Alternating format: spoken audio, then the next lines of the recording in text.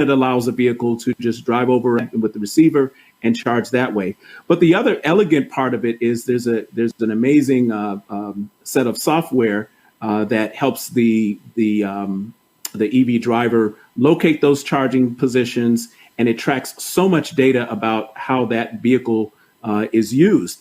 That's the type of data that can help the public sector and help utility companies with planning when are peak charging times, where do charging stations need to be located, and where does the customer, what are the needs of the customer, and how do we prepare the charging infrastructure to best serve them. So that's a way with software and private companies can work with the infrastructure to help improve it. Trevor, you got your work cut out for you. You got a lot going on here. What are your plans as we look at these different charging infrastructures? Yeah, there's a lot going on. So where should I start? Maybe we start with some of the things that the state is doing, and then we could talk about utilities, and then there's something really cool I want to talk about. So in terms of what the state's doing, we've taken steps and made the commitment to have a DC fast charging network, worry-free EV travel throughout Michigan by 2030. And we've already started optimizing placement of those EV charging stations statewide. One of the largest sources of support right now for that charging infrastructure is Michigan's allotment of the Volkswagen Diesel Settlement Fund. And so that fund is largely still available of passenger vehicles, but also medium duty, heavy duty trucks, buses, and other diesel or emission heavy vehicles. So there's that, including like with school buses. That's a really compelling one because those are some of the dirtiest vehicles on the road, diesel wise, emission wise. And so by switching over to electric buses, some work was done to show that a diesel bus could save a district $6,000 per seat, or some $230,000 per bus over the 14-year lifespan, assuming that there begins to be scale in electric buses. But as it relates, going back to infrastructure, so the utilities, DTE and consumers in our state, along with 6 other Midwest utilities, also agreed to build out a Midwest regional charging network where literally you could drive from Michigan to Kansas in your EV by 2022. This is the plan, with a pretty consistent charging location map and experience. That's the goal. And then on the sort of the smart infrastructure side, Michigan's actually building the road of the future. Along with 6 other Midwest utilities, it's going to be a 40-mile stretch between downtown Detroit and Ann Arbor. That is a driverless vehicle lane, and we partnered with an entity called Cavenue to co-develop this and include state-of-the-art physical and digital infrastructure so AVs can operate safely, and also real-time wireless charging, potentially dynamic, semi-dynamic, and static charging. Obviously, the goal here is autonomy, so we're focused on that technology first, but electrification is going to be part of the strategy. And I think it's important to say that this isn't just tech for tech's sake. I mean, this is technology that will hopefully have a transformative impact on public transit, transportation accessibility, and also community vitality. That is exciting to hear that, and I would welcome the opportunity to see that in place. So, me too. Challenges. Let's talk about our challenges. We got a few minutes left here. Let's talk about for each panelist.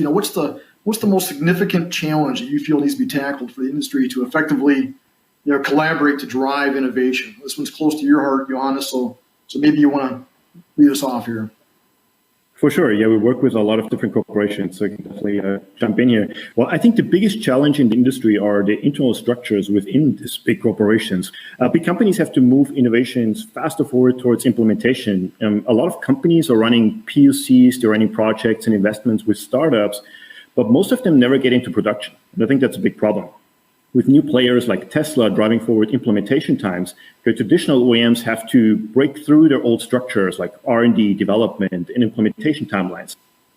You have to embrace the go fast and fail fast approach, in my opinion. Carla, do you want to provide some color here from your perspective? I'd love to comment on that. Tesla has been the game changer. If you go and talk to Tesla, they'll tell you fundamentally they don't plan beyond 5 years, and often it's a lot less than that. So when you have consumers that are now expecting updates, changes, new products, new capabilities in an 18-month to 2-year time frame, the current, I call it a grinding machine in the OEMs. And I work for one for a long time, but we grind everything so much that we just want to kill innovation. We find a reason why we can't do it rather than a reason we can do it. And that has to change. And Tesla's forcing companies to think differently. So I think that's one of the biggest challenges is how agile can they become? How much can they take what they're learning from their startups, what they're learning from their new mobility service companies they're creating themselves, and bring back into that machine and really modify that machine. I think the other side that really needs to be focused on is regulations. We need to start looking at regulating autonomy, regulating connectivity, making some standards so that we stop confusing the customer. We have today ADAS systems that have many, many different names. Consumers don't know how to use this technology. They don't appreciate the technology that's meant to keep them safe.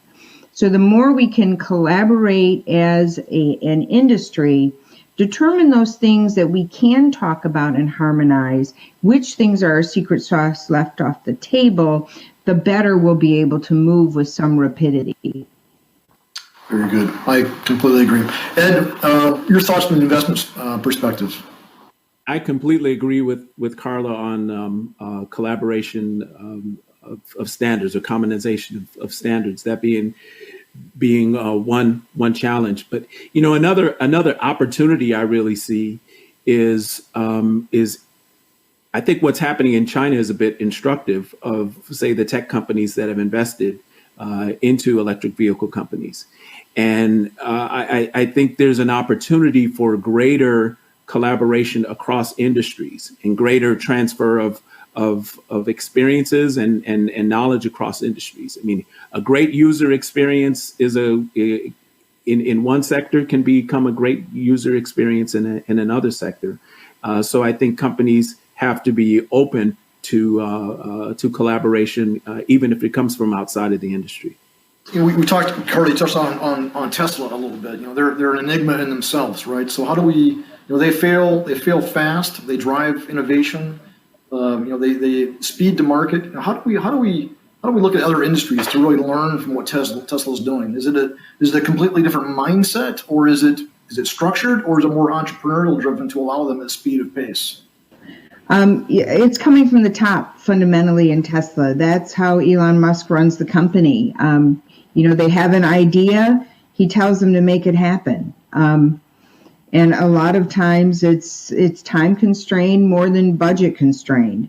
So it's that, but at the same time, you have to support your people, and in that challenge, we have to get rid of what I call the cookbook. We have cookbook engineers in a lot of our companies today that you have to go through these standard protocols and you can't veer from the way we've done business for years. That cookbook doesn't exist so much in Tesla, which is why they can alter the cookbook and put chefs in the kitchen. So, the more that we can enable people to freely be innovative, is a lot better, but that has to come from the top, and you have to give your people support. Always be there. If they fail, failure is a good thing. Fail fast, though. Don't fail 8 months into a program. Fail fast and learn from it and go to the next initiative. Johannes, you see this every day. Fail fast, fail often. Maybe not so much fail often, yeah. But learn quickly. So from your perspective, you give us some comments from Plug and Play. Well, I think the industry definitely has to learn from the fast development times Tesla is executing. We at Plug and Play see one initiative as a major game changer. We started about 1.5 years back to run deal flow sessions with OEMs and startups together, which has not been the case before. Traditionally, we introduced startups to OEMs and Tier 1 separately and to work on projects alone. This new approach accelerated the development time significantly.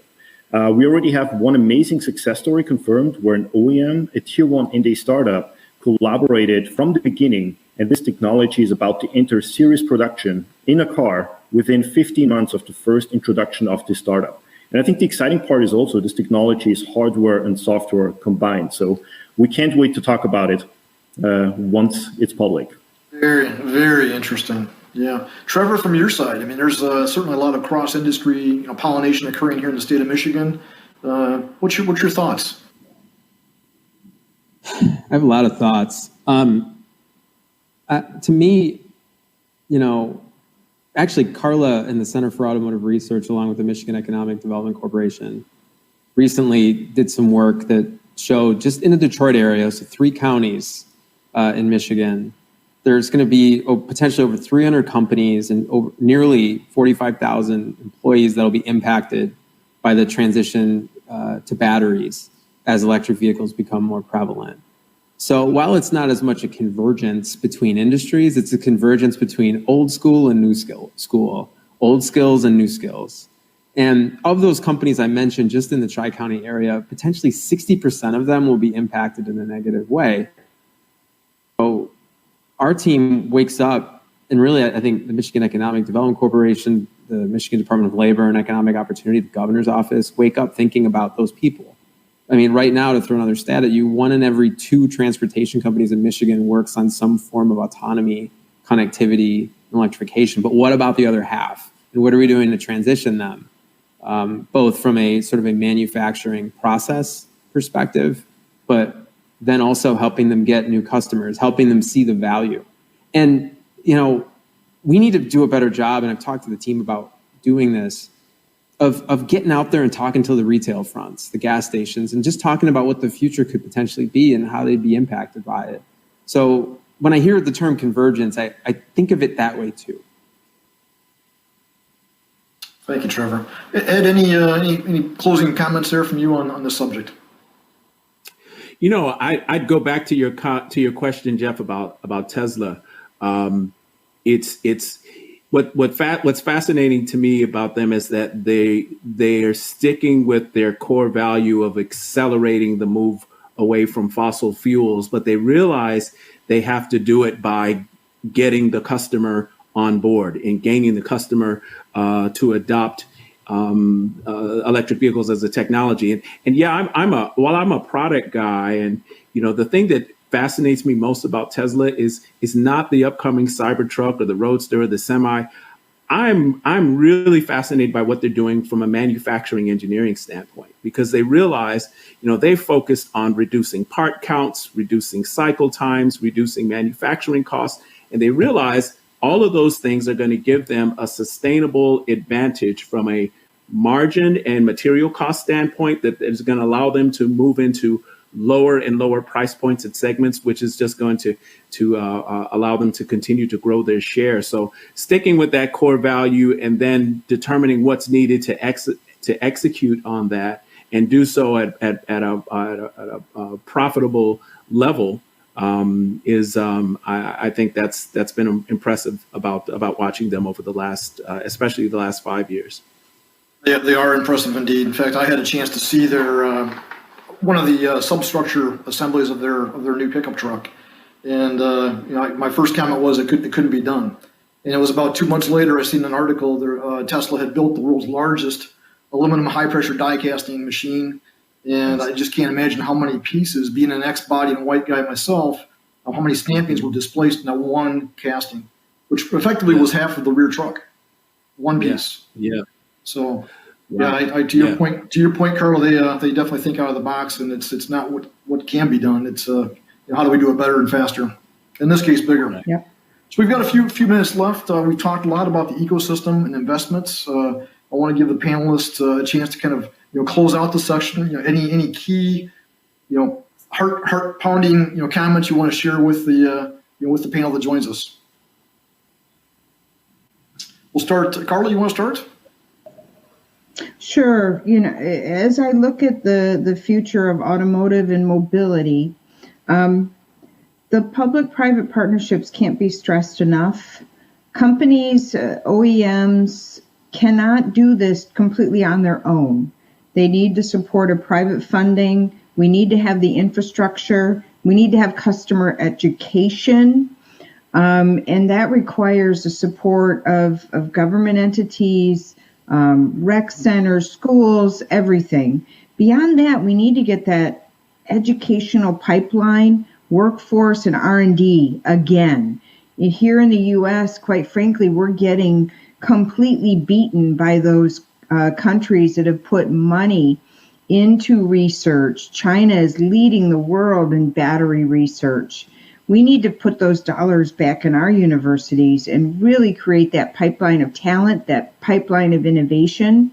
And, we need to take money to make that happen. And that we can't just point at the government all the time to provide us with that funding. It needs to come from the private sector. And this is one thing I'm really excited about when I see SPACs, when I see other private investment and private dollars going into this innovation pipeline, because if we don't get that innovation engine stoked again, that kind of innovation is what makes young people excited to go into the careers that we need them to go into to continue this innovation and mobility throughout the entire ecosystem. So those are the things that, I just want to see that kind of excitement and enthusiasm once again around automotive and mobility. Great thoughts, Carly. You're absolutely right. I know that we've seen a number of the tier ones and even the OEMs, launching new STEM-based education areas for their, for the up and coming, talent, and certainly that talent pool is strained right now, and it is conversion into new electrification, mechatronics. So there's different skill sets which certainly are driving that, and we need to fill those gaps. Trevor, I mean, you're involved. You're involved with all of this. I mean, what's your thoughts on this? Well, it's overwhelming. It's overwhelming, is what it is. But look, I mean, I'll be relatively brief in my answer. To me, it's about choreographing climate change solutions with electrification, choreographing electrification with the workforce transition and the supply chain transition, choreographing all of it with an autonomous world that we all want, in a way that is choreographed with data privacy and things that make us feel safe.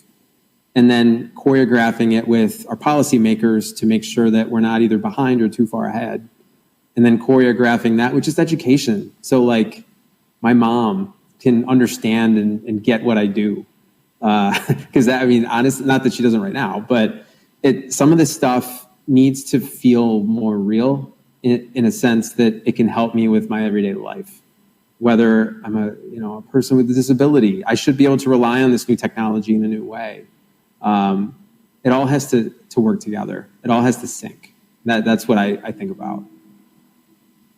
Thank you, Trevor. Yeah, it's really a heartfelt answer. I thank you for that perspective. Johannes, I mean, you're seeing the innovation coming from ground zero. So, what closing thoughts do you have for the panel here today? Yeah, for sure. Well, I'm personally very excited about all the developments and new technologies which will come out over the next few years in automotive. And I think we're living in super exciting times here today. Mobility also means opportunities. So the companies who will adapt to this new and fast-paced environment will become the winners in the future. And my passion is to really help companies to get to that stage. So I'm looking forward to see who that will be. Fantastic. Yeah, thank you, Johannes. Ed, any closing thoughts from your investment standpoint? Two really quick ones, Jeff. VTOLs is not necessarily my space. I know you and Trevor had some conversation about it, but I saw an interesting article today that UPS is buying 10 of them, and it has an option to buy another 150 from a company. I think it's out of Vermont, I believe. But so that's interesting development. But the key point I would close on is that the growth in mobility and the growth in vehicle miles traveled and the interest in improved mobility solutions, it is not just a North American phenomenon or a Western European phenomenon. It's happening, or a China phenomenon. It's happening all over the world. My firm, we also do a fair amount of work in emerging markets. And I have a client in East Africa, a late stage electric bus manufacturer, and their goal is to replace a number of the 14-passenger diesel vans that drive around the streets of Kampala, a city of about 4.5 million people that in in 30 years will be larger than with electric city buses that hold 60 people. So, there are opportunities for the products that are being produced for the mobility space, for investments in the mobility space, all around the world, and not only in the traditional markets that we tend to think of most. Very good. Yeah. Well, listen, panel, I want to thank you. Just insightful perspective from each and every one of you for all the obvious reasons. But great insights, a lot of disruption and opportunities ahead, and it's exciting to see that. So I want to thank you very much for joining Ricardo in our panel discussion today. We'd like to introduce the next video. It's going to be around fuel cell electric systems. And with that, I wish you a good day, and thank you for the opportunity for Ricardo and the panel to present our insights on ecosystem and investment. Have a good day.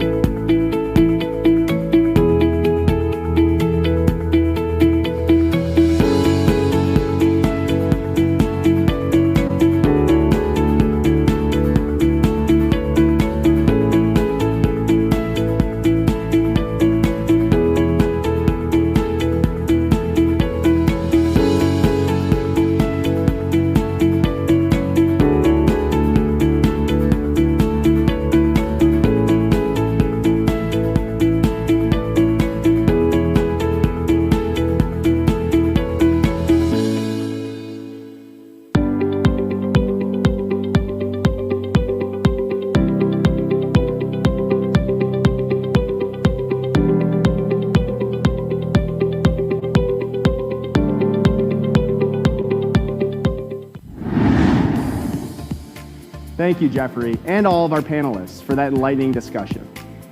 Up next, we're going to have our first of 3 exclusive one-on-one conversations with thought leaders in the mobility industry. We're thrilled to be joined by Monte Kerr, Group VP of Advanced Mobility Research and Development at Toyota North America, who will discuss the importance of putting the customer and desired experiences first as we strive to deliver cleaner transportation solutions and a better mobility future for all. Marcus McCammon, President of Ricardo North America, will lead the discussion. Over to you, Marcus. So for the Ricardo Mobility Summit, we're introducing something new. We call it the Leader's View. It's an opportunity for us to sit down with the executives that are sitting at the forefront of the movement towards new transportation solutions. To kick this off, I have the pleasure of being joined by Monte Kerr. Monte is the Vice President of Advanced Mobility and R&D at Toyota North America. Monte, how are you doing today? Good. Thank you, Marcus. It's a pleasure to be with you today. Excellent. And thank you. So, Monte, we're talking about mobility and everything associated with it. Usually when we talk about the term mobility, we use words like connected, autonomous, shared, or electrified. But I know from talking to you that you have a slightly different perspective on it. Can you share what your definition of mobility is? Yeah, thank you. At Toyota, we believe that mobility goes beyond cars. It's about being of service and meeting needs. We're seeking inclusive and accessible mobility solutions that can provide the greatest number of options to the greatest number of people. I like to say it really simply, we're looking for new ways to delight our customers. So customers, or humans, are at the center of our strategy. And as you said, most companies think about this through CASE, connected, automated, shared, and electric. Inside Toyota, I like to emphasize CHASE, adding the H. And that helps keep us focused on the human. We always put people, our customers, first in our technology development.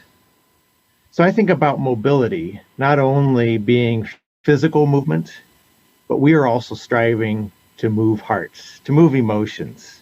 In fact, the Toyota philosophy was recently renewed with a new mission of producing happiness for all. We not only want to make life easier, we want to make it more enjoyable. Wow, Monty, that was a great perspective. Because generally when we talk about the transformation that's happening in our sector, we only talk about the technologies. So can you give us a sense of how the human element comes into the conversation, maybe in some ways that we don't normally talk about? Yeah, thank you. Yes, our approach to technology has the human at the center with the mission of delivering happiness for all. So we are constantly thinking about ways to improve the human experience through the products we produce.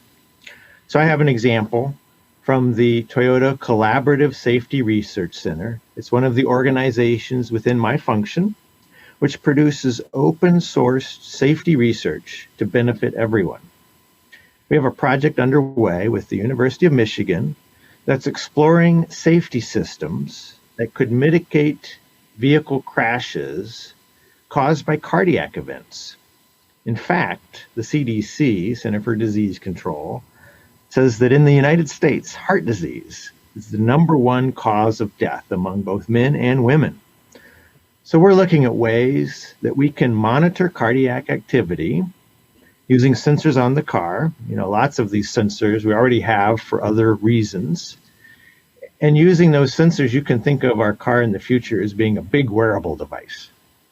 And of course, with Toyota's automotive experience, we can ensure that we're using those sensors and methods in robust ways for the vehicle condition, thinking of the noise, vibration, and interference you have in vehicles. And then we're taking those safety systems and we're thinking of ways to alert the driver early into a cardiac event. So we have algorithms that have been developed that can see the cardiac event coming with very high accuracy.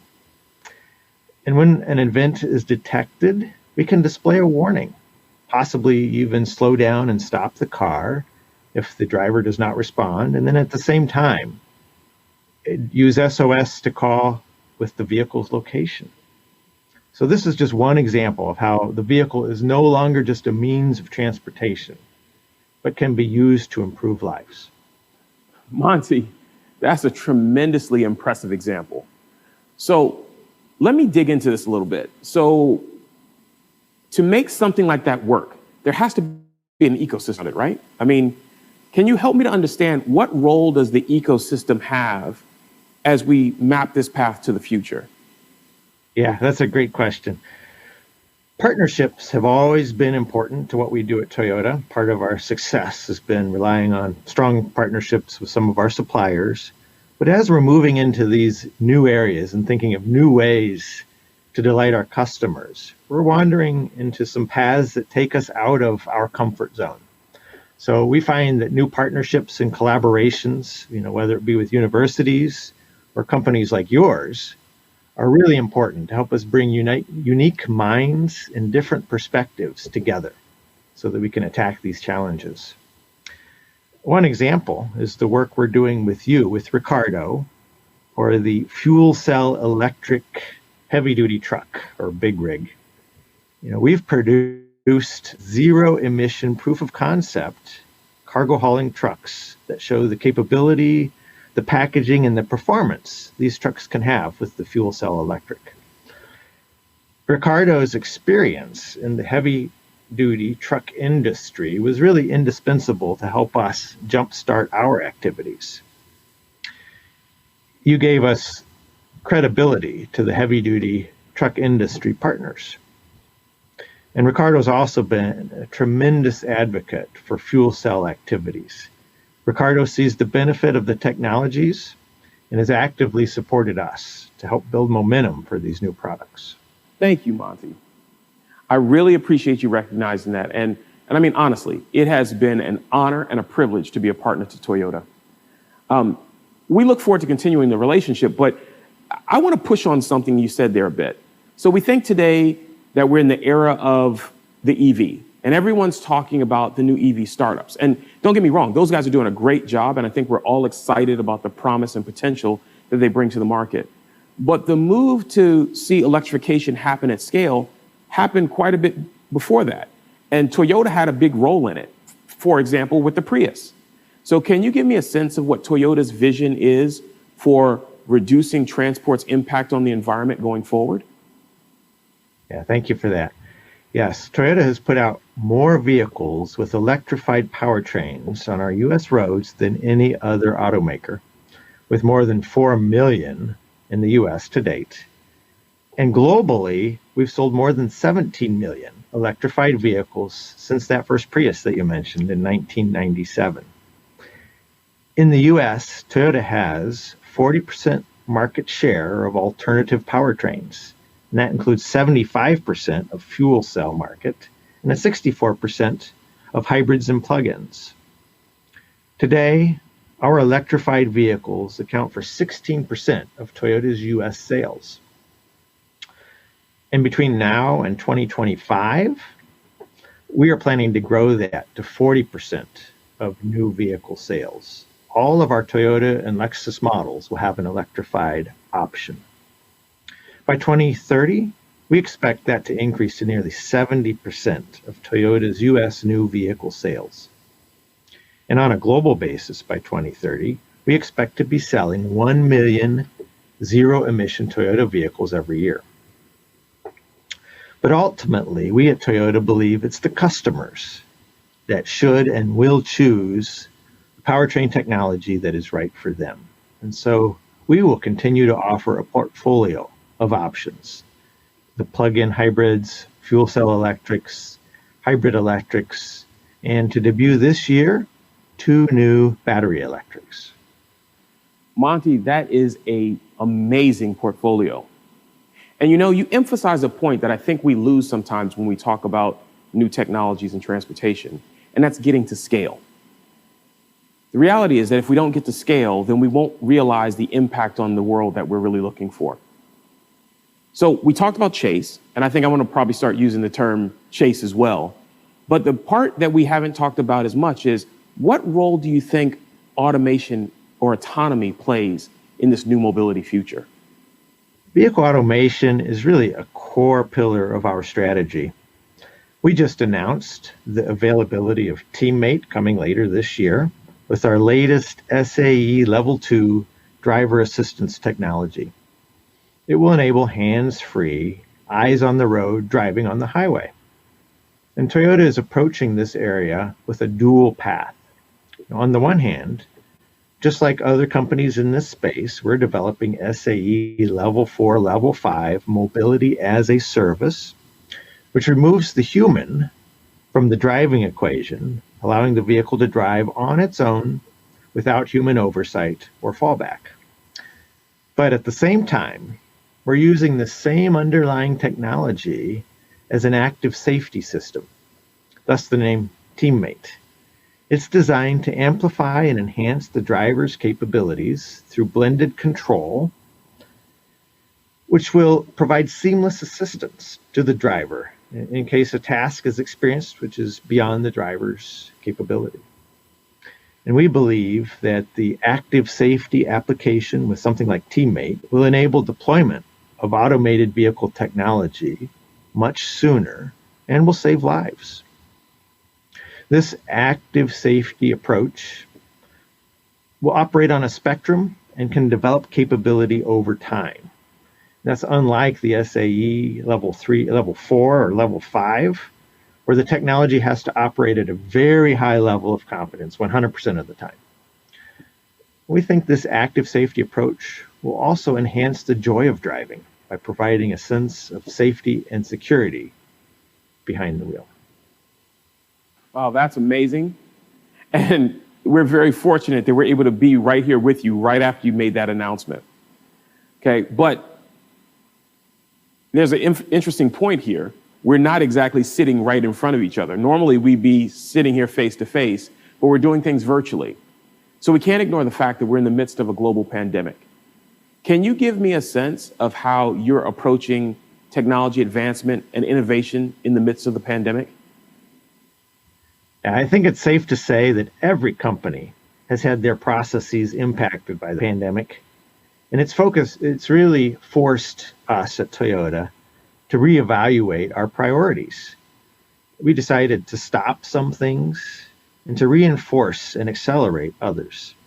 The pandemic presented us with some opportunity to consider new approaches and some new technologies that we hadn't prioritized before. Some of these new projects I'm really excited about. Unfortunately, I'm not able to disclose the details here for competitive reasons, but I can say our overall mission is stronger than ever. We are driven to produce happiness for all, and that includes providing safety and wellness inside the vehicle. Well, Monty, you know, every time that we've talked, I've gotten this sense of how passionate you are, you know, how much you love the industry. It comes through when you start talking about the H in Chase, how it stands for happiness and for the human element. And I can hear it in the way that your tone raises when you talk about the programs that you're working on. But for the rest of the audience, can you give them a sense of some of the programs that you've been involved with, things that you got really passionate about, and how that impacts the way that you approach advanced technologies? For me, it's really about identifying customers' unmet needs and then bringing a solution to market. Before my current role, I was the chief engineer of the Toyota Sienna. And at Toyota, the chief engineer oversees development from the really early concept phase all the way through to production. And this all-new, all-hybrid Sienna that we just launched last year was really a labor of love for me. I have 3 kids, and I've been driving minivans for 17 years. And it was clear to me that the minivan market had some unmet needs, big unmet needs. And talking to a lot of people, we learned that there are a lot of Americans that really recognize they should be driving a minivan, that they need the minivan spaciousness, but they couldn't get over the image. And so we worked really hard to make the new Sienna look, feel, and drive unlike any other minivan. And then seeing the enthusiastic response from happy customers has been extremely satisfying for me. And so Toyota's mission of producing happiness for all resonates deeply with me. At Toyota, it really is about expanding mobility by always finding new ways to make happy customers. Well, Monty, that story is outstanding. And I too have 3 kids. My oldest will be 17 here soon, so I can really relate to that one.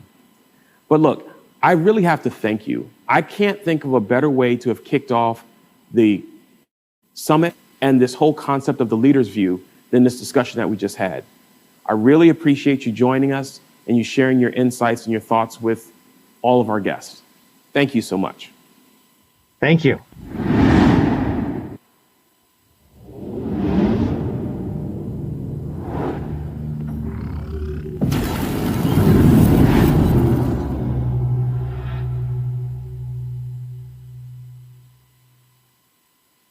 With increased global awareness of the transportation industry's impact on the environment and the subsequently increasing demand of emissions regulations, we're witnessing a convergence of environmental awareness, technology availability, and investment focused on forging a path to zero emissions vehicles at scale.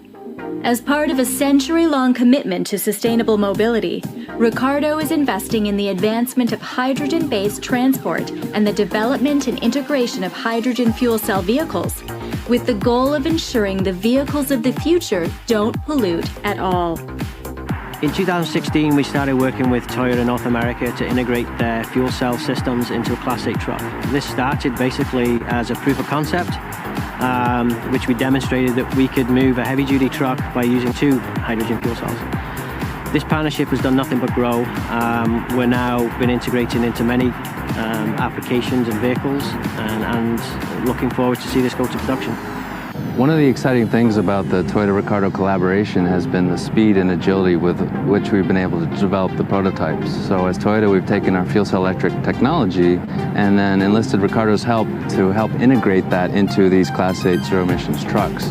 And our original prototype, which we lovingly call Alpha, Ricardo helped us develop that over 5 years ago, and that was quickly followed in succession by Beta, our second truck, which had even better packaging and performance, again with Ricardo's help. Today I'm excited to be standing in front of one of our 10 Project Portal trucks that we're developing with Ricardo and many other collaborators like Kenworth, Shell, and UPS, and the state of California, and the ports of Los Angeles and Long Beach.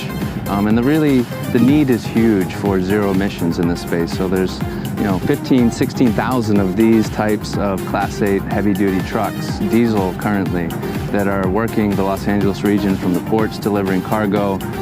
Los Angeles is America's largest port, so it's really a huge economic engine, but it's also needed to be an environmental engine. And so this project is taking Toyota's zero emissions fuel cell electric technology and scaling it up to this Class 8 semi-truck basis where the emissions reduction need is the greatest.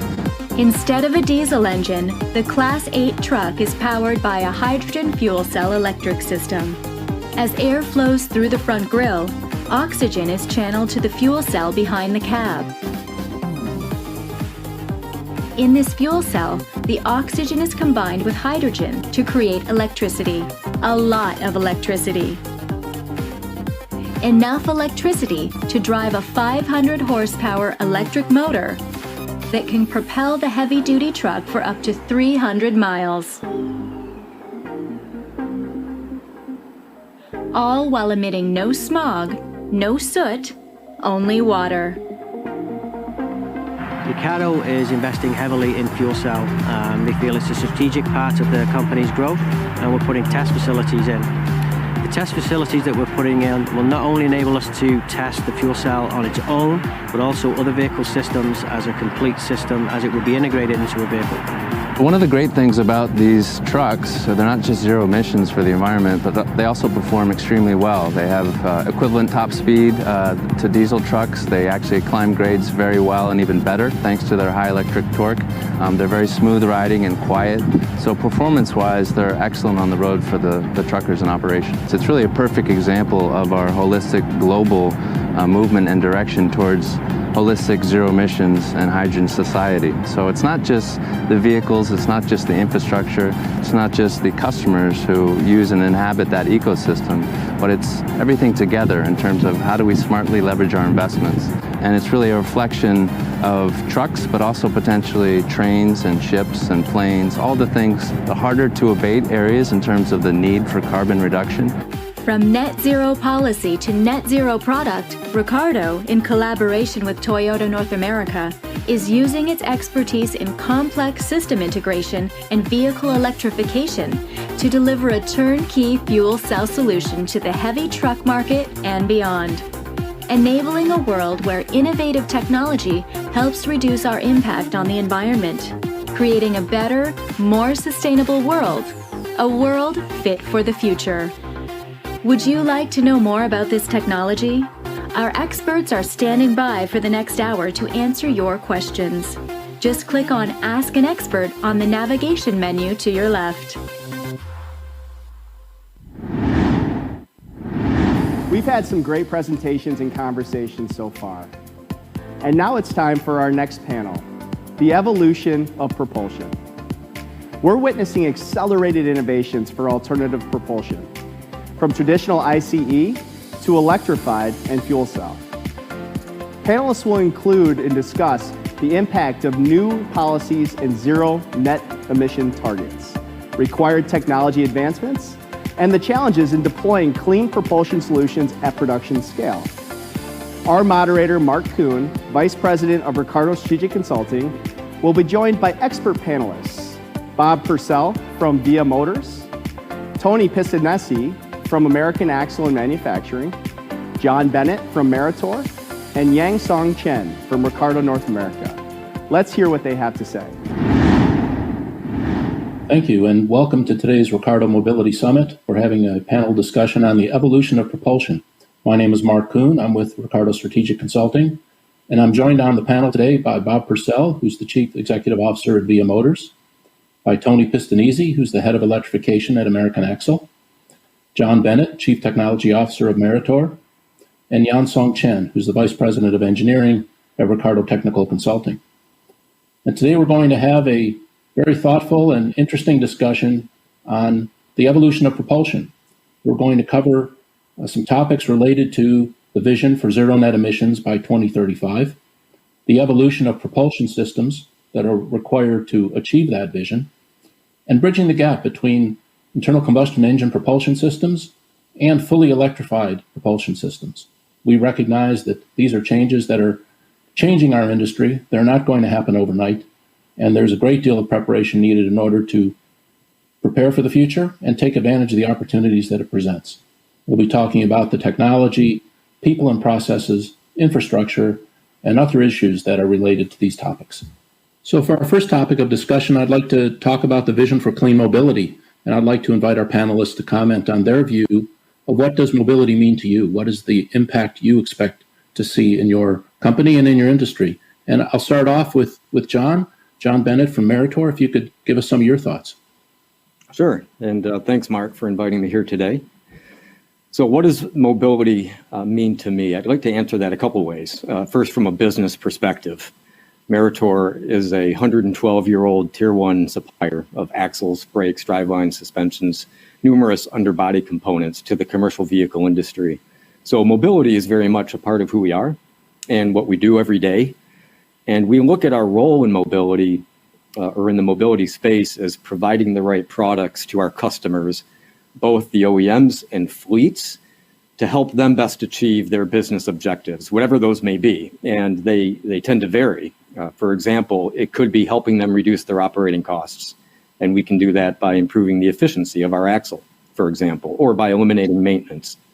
It can also be to help them retain drivers, which is a growing issue in the commercial vehicle industry. And we do that by improving the driver experience, for example, with better ride and handling or noise and vibration.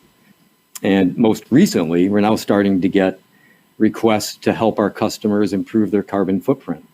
And we're doing that by supplying them complete battery electric systems because they may not have the capabilities or the resources to do it themselves. So we help our customers in many different ways, and it's evolved over time and will continue to evolve, but we always view our role in mobility through the lens of the end user. Well, thank you, John, for those comments. I think they're very insightful and a great perspective on mobility. Tony, let's ask you to comment as well. What is your perspective on mobility? Tony Pistonesi from American Axle. Yeah, thanks, Mark. Thanks for having me here today. At a base level, mobility is about the movement of people and goods. But I think the term mobility, as we use it today, also includes a lot of other things. The idea of different business models enabled by connectivity. The idea that with electrification, the barriers to entry for new entrants into the automotive sector is coming down. So it's really about I think a change in the model around how people move around, enabled by that case model, right? The idea of electrification, connectivity, autonomy. So I think there's a lot of opportunity, opportunity for innovation. Certainly in our space, AM as a supplier of propulsion systems are looking at how we can innovate in this space. And we see a lot of opportunity and a lot of opportunity for new business models and a lot of opportunity for being able to innovate and differentiate in different ways in this market. So it's a very exciting time to be in the space today. Thank you, Tony. And I think building off that note, a time for new business models, opportunities, I'd like to ask Bob Purcell from VIA Motors to comment on how mobility changes are affecting your business and the growth of your company. Thank you, Mark. Yeah, we're a relatively young company in the space. We've been around for about 10 years. VIA Motors is focused on electrification of commercial class vehicles. We produced an early generation of vehicles that were built off of General Motors platforms, the Silverado and the Express van. They were series hybrids. And today that small fleet now has 5 million miles on it. 5 million on-road miles with real customers like FedEx and Verizon and most of the big electric utility companies. And we learned a lot. At its essence, mobility, as Tony said, is the ability to move things. We look at that as people, goods, information, and money. And we were actually building, back when I was in General Motors, a business model around General Motors' fundamental contribution to the world was the ability to move things. Forget about cars and trucks. Your real value proposition is mobility itself. It's a fundamental function that needs to occur in order for civilizations to advance all the way down to the personal level. The ability to move those things is essential to life. And what it means today, though, is it also has to be supportive of life, which means sustainable, okay? Solutions that make economic sense unto themselves and then provide the additional benefit of being contribute to a cleaner environment, a healthier environment for the people of the world. Very good. Thank you for those comments, Bob. And I think that's a good segue, Jan Song. I'd like you to comment about your vision of mobility as well, but certainly in the role of a technical consulting company, Ricardo deals with issues from policy to production. And I'd like you to comment a bit on how you see the changes in mobility in that role. Thank you, Mark. Thank you for having me here today. And I will first echo to all the other panelists. So future mobility is a really exciting concept, redefining transportation landscape. We're looking at a vehicle mega trend in electrification, connectivity, and autonomous driving. What they do is really enabling a transportation in environmental friendly and highly intelligent, integrated way, and also automated and highly personalizable travel on demand. And that's for both user and also commercial goods. So we're looking at, individual and group travel commute. No longer is one vehicle, one mode for the entire trip. It's going to consist of a variety of modes, from e-scooter, public transportation, and the personal electrified vehicle, and the last mile delivery. And the same thing applies to the commercial goods. So really, Ricardo stays in the front end of regulation, helping our customer, tier one and OEM and end users to understand the regulation and also what it takes for the implementation. We stay at the front end of the technology to provide green, clean, and efficient solutions to facilitate and accelerate the implementation. Thank you for those comments, Jan Song. And I'm going to build off your comments around regulation and in the next question, and I'll start and ask John to comment first. The issues of regulations in our industry have been a bit of a double-edged sword. They're both have an impact on the profitability of a company as we introduce new technology, but it also drives the economy, drives the engineering of our companies by developing new technology to meet these requirements. So I'd like you to comment, John, on how has the regulatory landscape that's changing affecting your motivation and your pathways to developing advanced propulsion technologies? Well, yeah, I would say it's had a major impact, no question. If you look globally, the legislation for carbon dioxide reduction has become more and more aggressive, and it's prompted our customers, the OEMs, to develop strategies for how they're going to meet greenhouse gas reduction targets. And part of that has involved electrification, but other parts of it have involved optimizing their core products or their existing technologies, diesel technologies, and making them more efficient.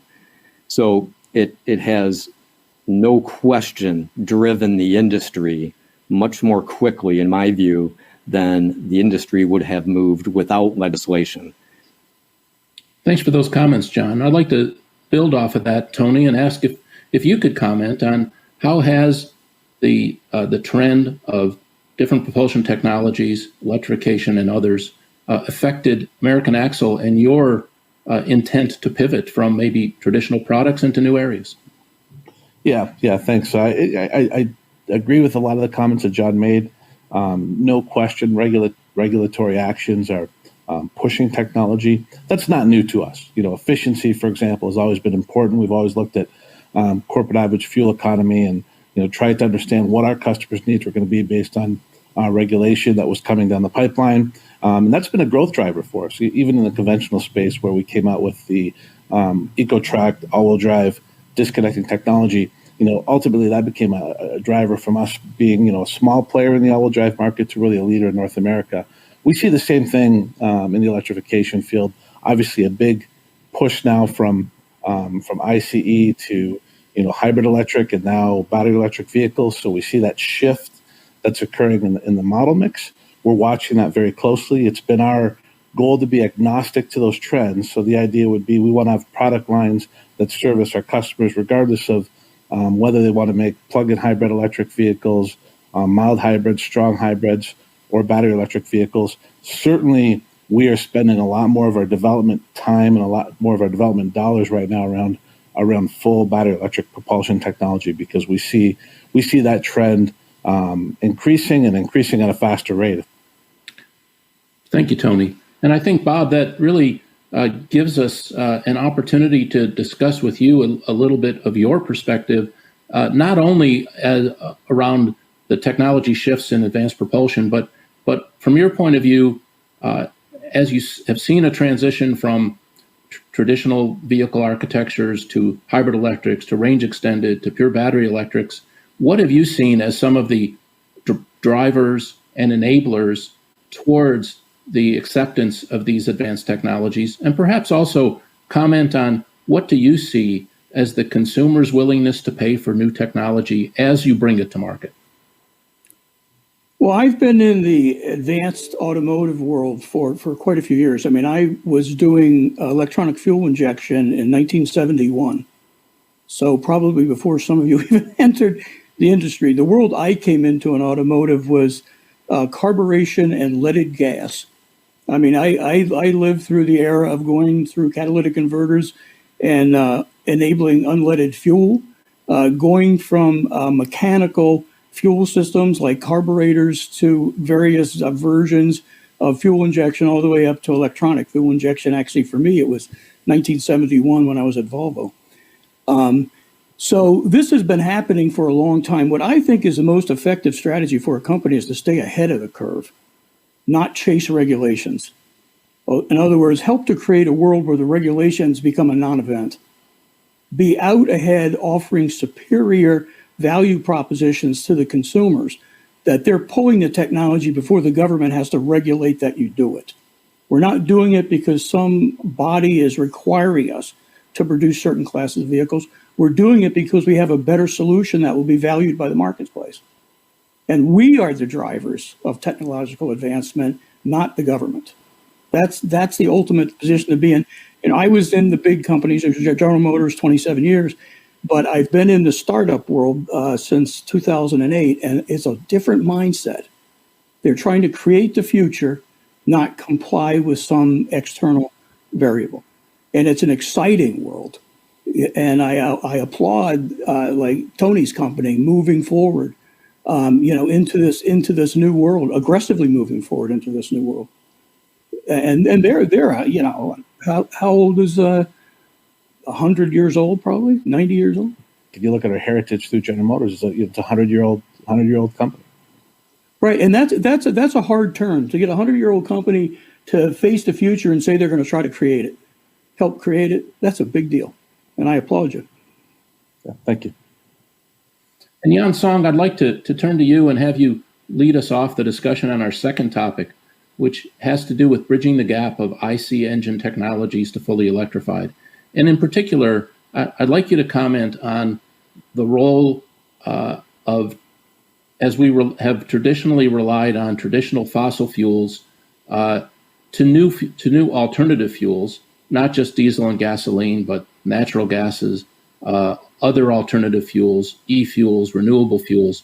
What do you see as the near and the midterm solutions to understand the impact that transportation has on the environment? Sure, Mark. So before I answer the next question, I would like to have a couple points add to the previous question as the starting point. So we talked about the regulation as a driver and also the government funding as a propeller. I would also like the technology as a driver and an enabler. So as we look at the electrification and autonomous driving, really what autonomous driving provides is not only safety, intelligence, but it's built on this high performance computing power. What it does is takes a lot of computing power and electricity to process that data. So that's really driving up the power demand that's able to provide it by the traditional conventional ICE engine.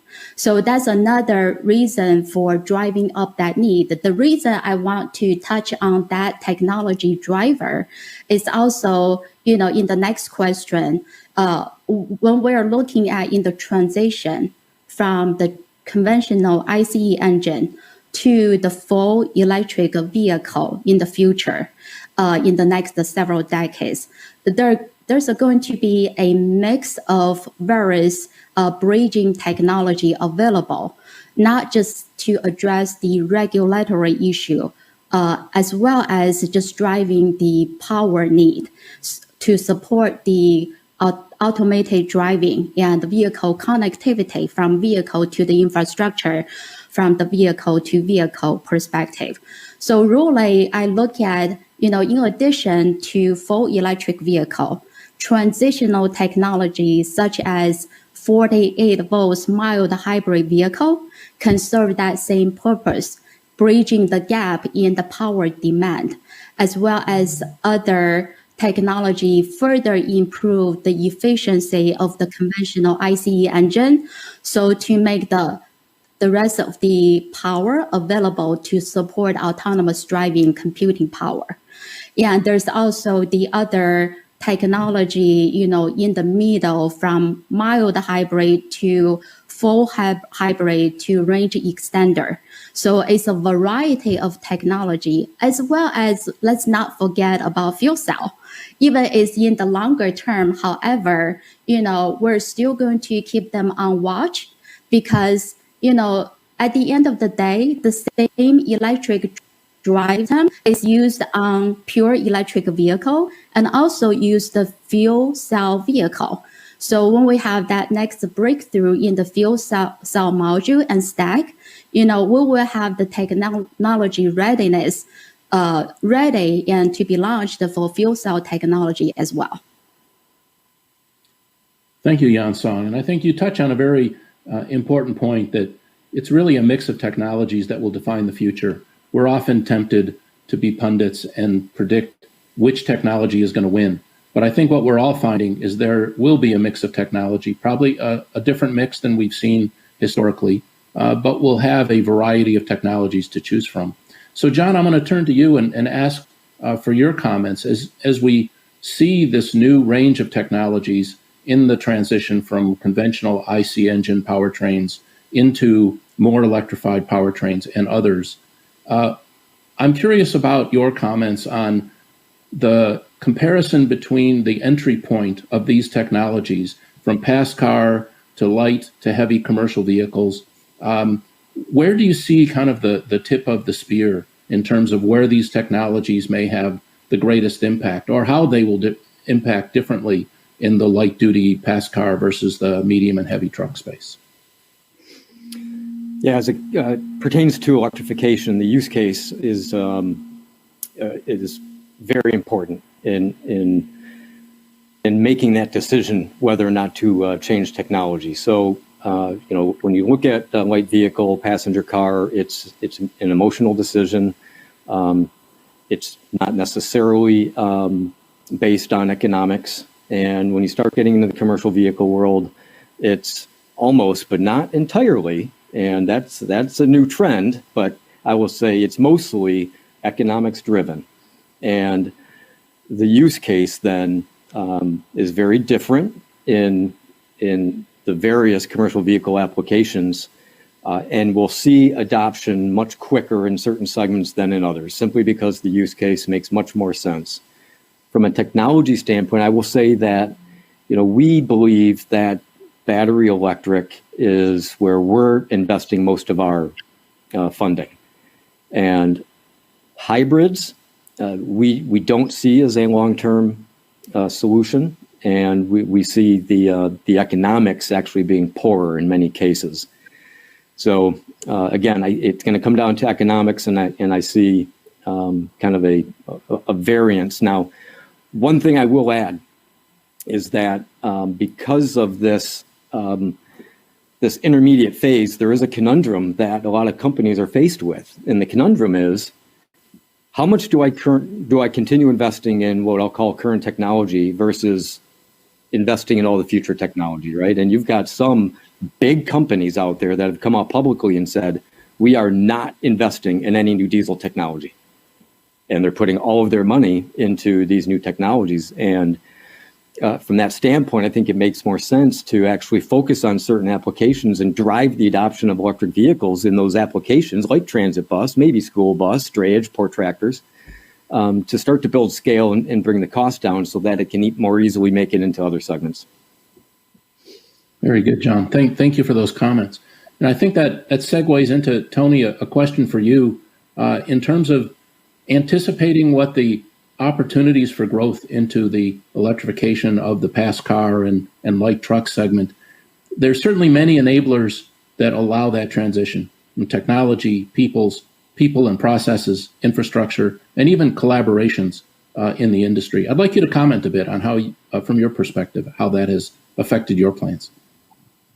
Yeah, I mean, in terms of some of the enablers, one of the things we have spent a lot of time talking about, but one of the the key drivers of the growth of battery electric vehicles has been the cost of lithium-ion batteries and how that cost curve has played out over the last 2 decades. With the as we see that cost coming down, passenger cars in the 40, 50, 60 kilowatt hour battery range start approaching parity with ICE vehicles in terms of their cost. And that's a major driver. So that's a big enabler that we see.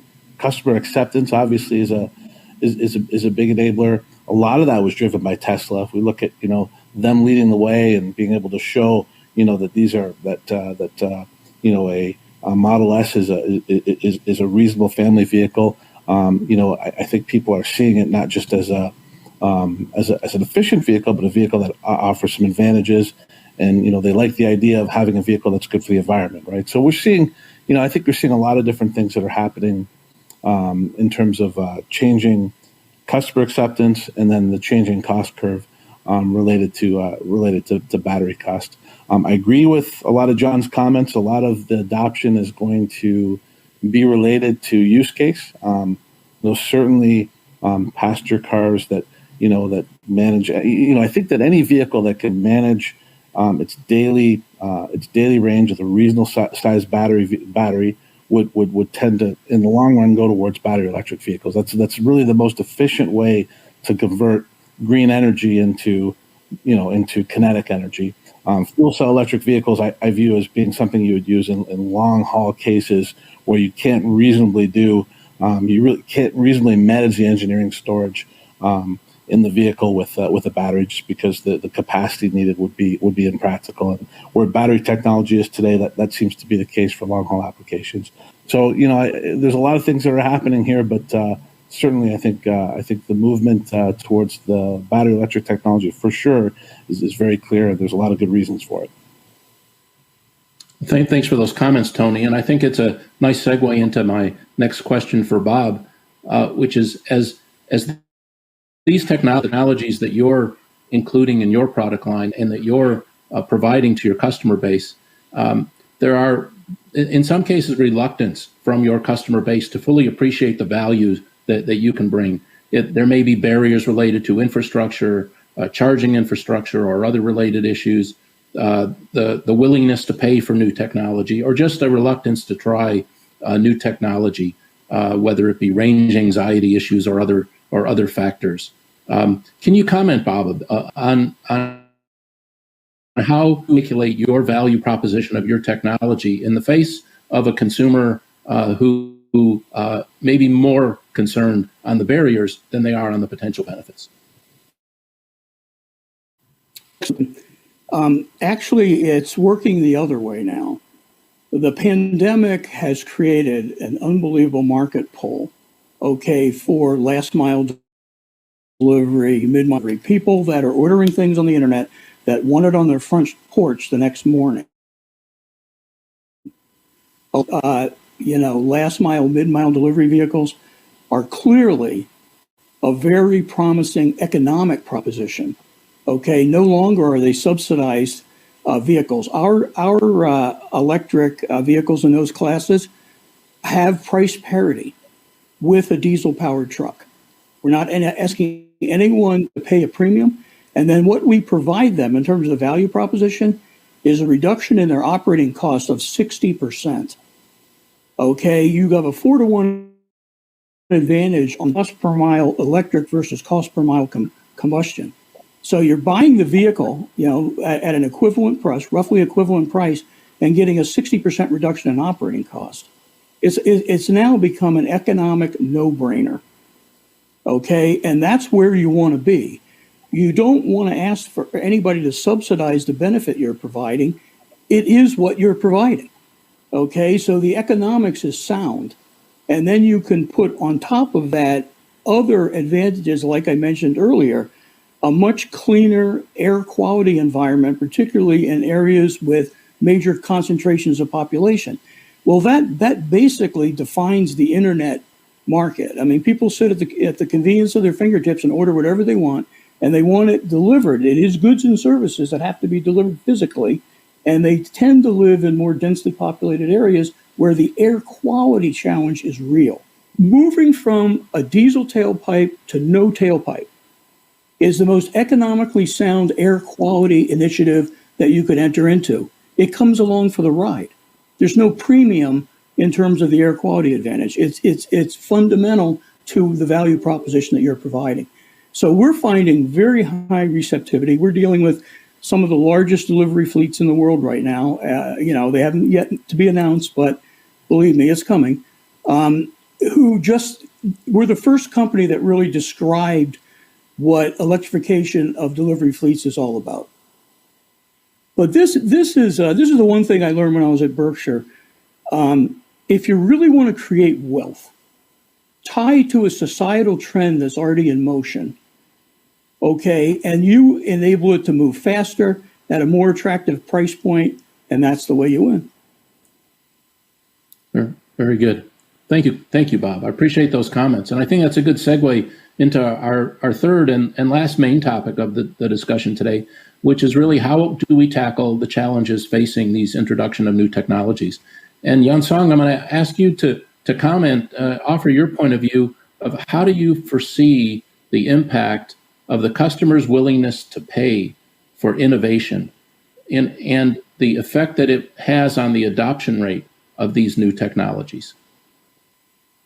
Sure. So what I look at from the end user perspective, right, what customer is looking for is no longer just that performance and also the safety factor, the comfort, the leisure, the on-demand service provider. So it's really, as the first question, as we begin this discussion, the future mobility is really a customer focused and the service oriented technology collaboration and innovation.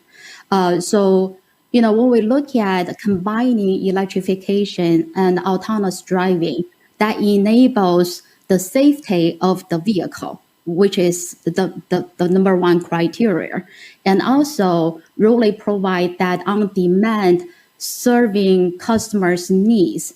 And that comes with the power from the electrification and the computing and the intelligence decision from autonomous driving vehicle. So those features, functions, really enticing to the end customer for that upgrade, for the safety, and for that convenience and the comfort feature and functions. Very good. Thank you, Yan-Song. And I think, Tony, I'm going to kind of put you on the spot a bit and From your perspective, perhaps of the past car light truck space, what is your view of the time frame that we should anticipate to seeing a transition to full electrification in your customers' vehicles? Well, yeah, that's the $1 million question, Mark. And obviously we're seeing. I think there's 16 different OEMs to date have announced dates by which they plan to exit ICE vehicles, and they range from the as early as 2030 to 2040 type timeframes. So, if you take those projections, or if you look at the number of zero emission cities, the cities that have mandates, right, you're seeing a lot of cities in the 2035, 2040 timeframe. So, I would be careful to put a point estimate out there, but certainly we look at ranges, that are in those kind of timeframes for certain vehicles, for passenger car vehicles, long haul vehicles, 3,500, 2,500 series pickup trucks, where there's a lot of towing involved. There's a lot of applications where, I think we're a ways away from a battery electric vehicle being a practical answer, and we have to see how the technology progresses. But I think those are the type of ranges that we're looking at, for the majority or for a large portion of the fleet to go electric, and then you have to replace the vehicles that are on the road, right? Customers will be buying vehicles with ICEs for the next 10, 15, 20 years, right? And those vehicles have a life cycle, right? And one of the best things the government could do in order to expend or to accelerate the reduction of CO2 in the environment would be, how do we accelerate getting those vehicles off the road, because they're not going anywhere without incentives. So there's a lot, that's, I guess, Mark, that's how I would put my range around what we're seeing in the market. Thanks, Tony. Appreciate those are the important issues of making that decision. Although I couldn't nail you down to a number, that's okay. I think the discussion of the barriers and enablers are certainly a cogent point. But Bob, I'm going to toss that question over to you. Certainly from your point of view, got a vested interest in full electric vehicle adoption. It's happening sooner rather than later. So Bob, how do you see the track record? Not necessarily a time frame specifically, but how quickly? I'll just leave it at that. How quickly do you see the transition to full electrification in the vehicle space that you operate in? Well, I think it's right to look at it through a lens of specific application. It's not universal. I'm of the belief that we're going to have a mix of technologies in the marketplace for several more decades. It's not going to go exclusive, but there are some opportunities that are right now. And the reason why we started Via Motors was for that specific reason, that these last mile, mid-mile delivery vehicles, it makes economic sense now. Okay, we're within that threshold, John, of 2.1 year payback today on those class of vehicles. We're there. Okay, that if you were to see our management presentation to investors, our presentation to customers, that is where we're at. Okay, so we have now moved into that zone, which makes it sound economics to look at these solutions. You may have some other reasons why you don't want to move there, but it's not going to be economic. Okay, we can meet the basic economic requirements, particularly in last mile, mid mile. These are class 2 through 4 vehicles, the lighter end. All right, but we are there as a company today. Okay, so that makes that segment attractive. I also agree with what was said. The heavy duty over the road, it's going to be a long time before it's going to make sense to be battery electric. Hybridized? Possibly. I mean, the whole concept of a hybrid is you have two propulsion systems in the vehicle, and you rely on the one that's most efficient in the operating mode, the drive mode that the vehicle's in, right? You supplement combustion with an electric drive system where the combustion system is going to be less efficient, but that's not cruising over the road. I mean, cruising over the road, a diesel engine burns, teaspoons of fuel. It's highly, highly efficient in cruise mode. So why would you want to put any more cost into the system than you need to? But in the stop and go, the drive cycle, that's where electric can make sense, because you take the combustion engine out of its least efficient modes, which is launch. You launch electric, you cruise combustion. Okay, so for trucks working for a living, carrying load, that is probably going to be a good solution for a long time, particularly for the big over the road. So it's application specific. I'm leading a company that's in the space that we determined would go first, where it could be exclusively battery electric because the economics are there. Thank you. Appreciate that. We have just a few minutes left. I'm going to close with a toss-up question, but I'm going to give Yan Song the opportunity to comment first.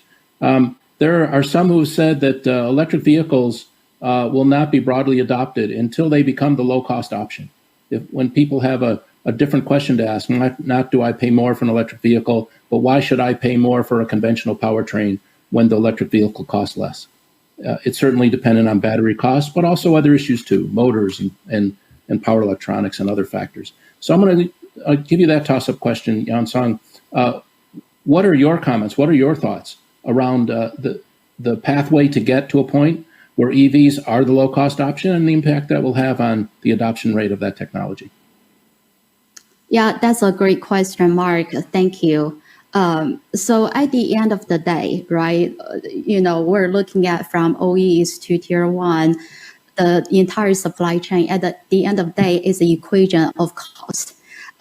You have to come to the cost parity and with additional features, functions, advantages in order to get to the mass production. So that's really the goal for all the startup EV as well as the major OEMs striving for at this point.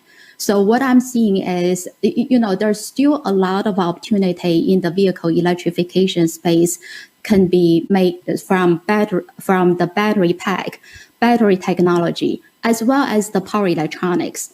Power electronics, we're looking at inverter is making huge stride in improvement in electronic control in the high voltage, high current application. And when we look at the motor's maturity stays as where the ICE engine was 60 years ago. So there's a tremendous room for improvement in the compactness as well as the cost down opportunity. So at the end, at Ricardo, as we work with a full suite of customers, what we're looking at is really focusing on implementing the state-of-the-art design development tool and driving for that standardization by reusing the building blocks.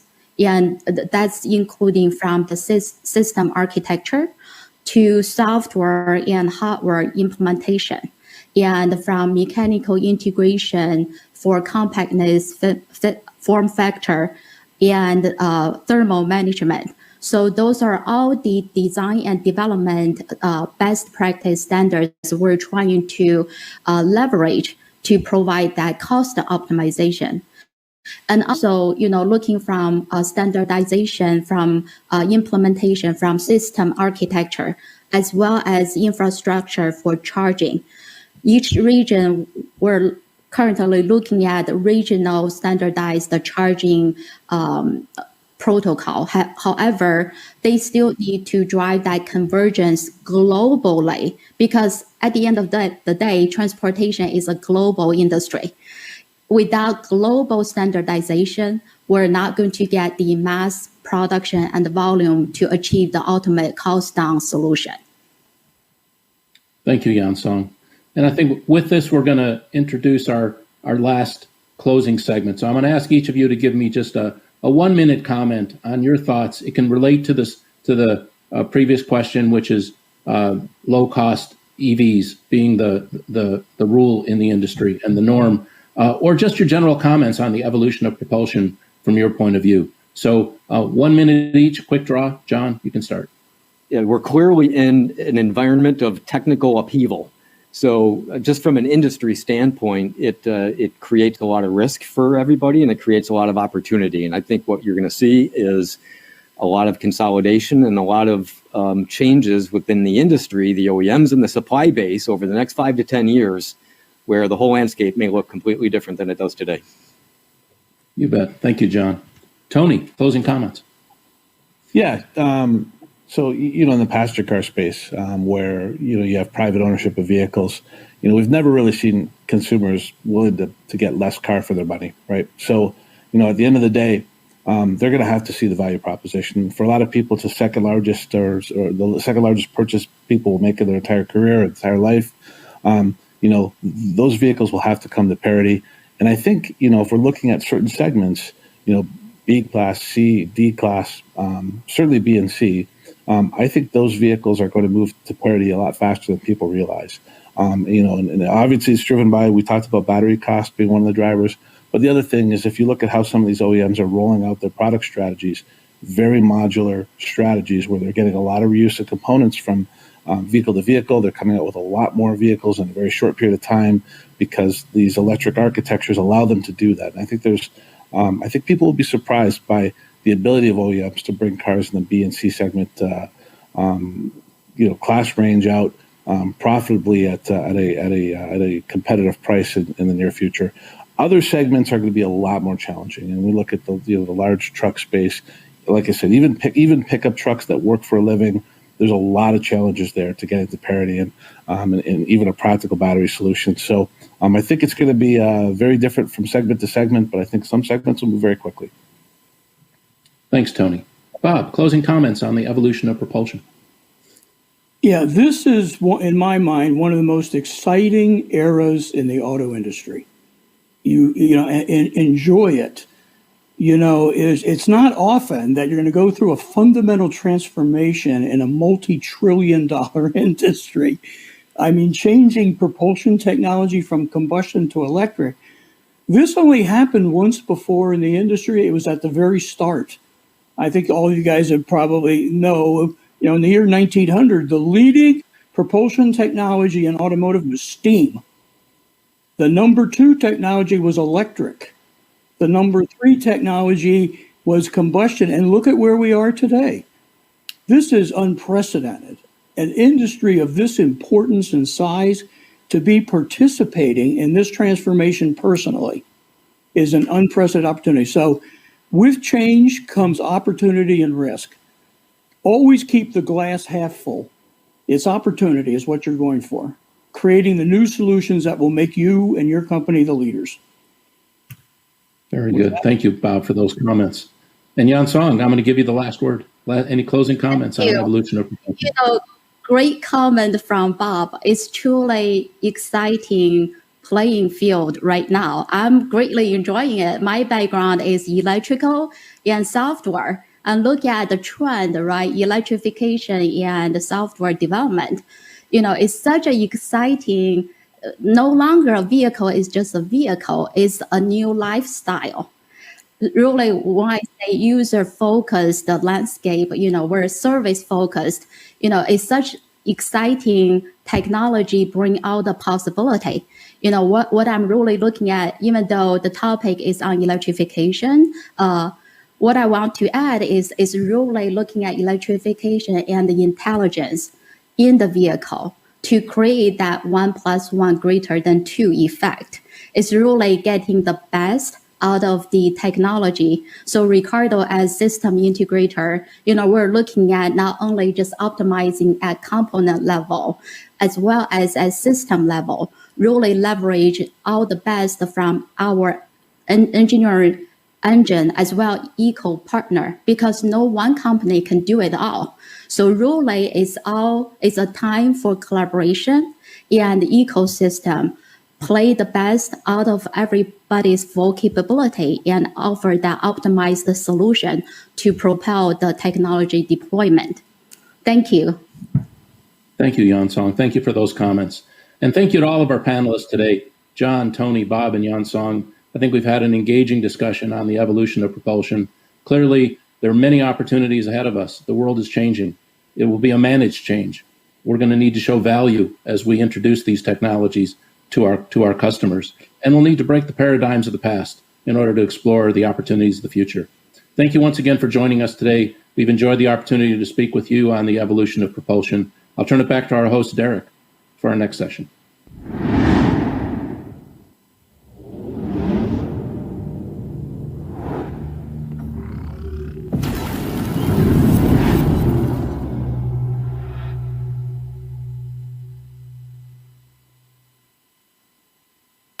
Imagine a world where routine transportation wouldn't damage our environment and clean air was a given, not just a distant hope.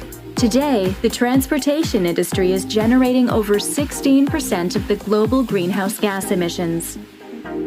With stricter regulatory policies and heavy investments into electrified and other advanced propulsion, the industry is rapidly evolving to deliver cleaner, more efficient mobility solutions. And while the shift to more efficient propulsion technology is on the horizon, some markets will still be relying on internal combustion engines for the near future. Funded by the Advanced Research Projects Agency Energy, or ARPA-E, and together with Acades Power Incorporated, Ricardo North America is exploring options for a new generation of internal combustion engines that can bridge the way to zero emissions for one of the largest vehicle segments on the road today. We needed help. We're not a big organization.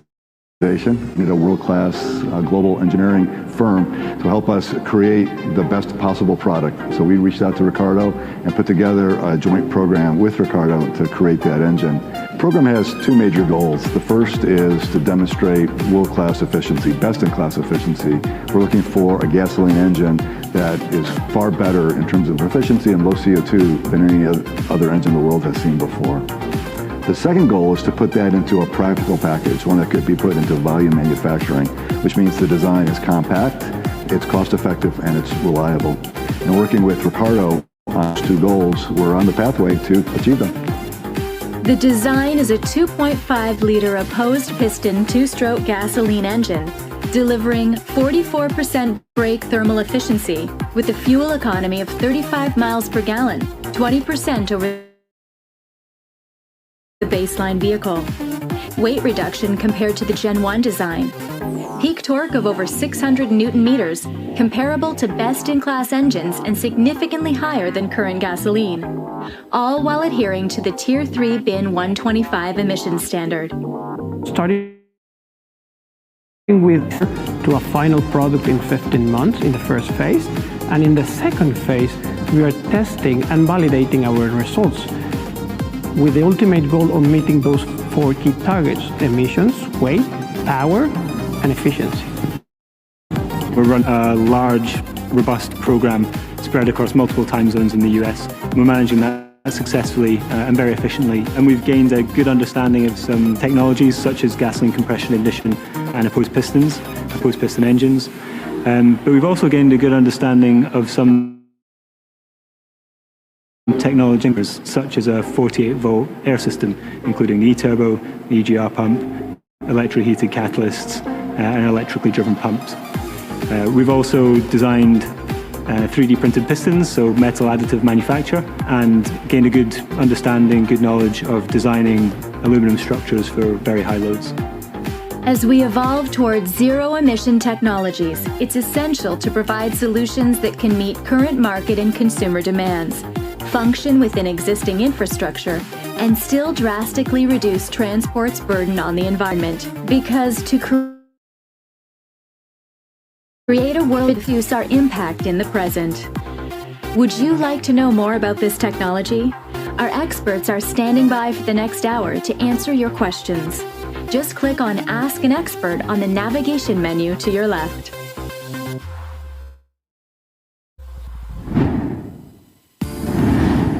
Coming up next, Ricardo North America President sits down with Ford Motor Company's Chief Technology Officer, Ken Washington, to talk about the evolution to and the applications for the highly connected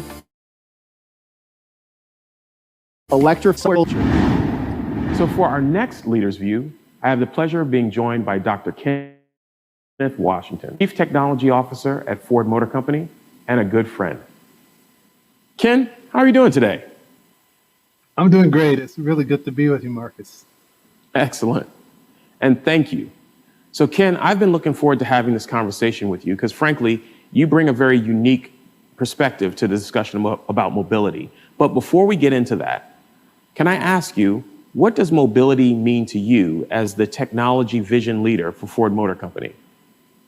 Well, if you think about it, Marcus, when we first became mobile as young adults, it changed our lives because mobility is freedom, and it really allowed you to come into your full self. And for me, enabling new ways to enable people to be mobile, to move about, is so satisfying. That's what it means to me. But today, mobility is about much more than designing and selling people a car. It's about enabling them with a great set of experiences, and not just moving around from point A to point B, but having your full digital ecosystem in and with you and around you at all times, and being able to have just about any experience you could imagine and be surprised and delighted by new ones that show up later. And so mobility is such an important part of people's lives now. And for me as a chief technology officer, I have the privilege of working with some amazing people at the company that are that's bringing that future and that vision to life. Wow, that's awesome. So help me understand. So Ford is increasing the level of connectivity with every new vehicle. You have more electrification coming, and then there's autonomy. See, I don't think most people realize that Ford has been working on autonomous vehicles for more than 2 decades. So when all of this comes together, can you tell me how Ford is looking at the next generation vehicle architecture? Well, what's really interesting about the transformation that the industry is going through is it's not one transformation. The industry is going through at least 3 transformations all at the same time. It's a transformation of moving beyond the hype cycle of autonomy into the real, the plateau of enlightenment around autonomy, if I could use the hype cycle analogy, where people's experience of being mobile with their vehicle because of autonomy experiences and driver assist technologies. And we're bringing full autonomous vehicles to the market in just a short year. So it's really becoming a reality. So that's transformation 1. And in parallel, the electrification transformation is upon us. I mean, it's happening like now. So we're investing more than $22 billion in electrifying our portfolio over the plan period. Thus, we know that customers want electric vehicles, and this is our moment to move into this direction of electrified propulsion systems. And then last but not least is an electric vehicle is not just an electric propulsion vehicle, it's a new digital platform. And this is because the vehicles are now connected, and the connectivity transformation is here. And all of our vehicles coming off the assembly line in North America and Europe are fully connected with modems. And that's just opening up this whole new realm of possibilities of, not only leveraging the electrification platform of electric vehicles, but also even our internal combustion vehicles have the ability to be updated over the air, bumper to bumper, and new experiences delivered remotely long after they buy the vehicle. So these transformations are all happening at the same time. And for us, this is about dancing between all 3 of those transformations and making them all kind of sing together and creating great experiences because of it. So this one's interesting for me, is with your unique background, because I believe that you've seen this before. Vehicles becoming more software defined, the software and the hardware have to interact more seamlessly. I think you told me that you saw this in the aerospace industry. Is that right? Oh, absolutely.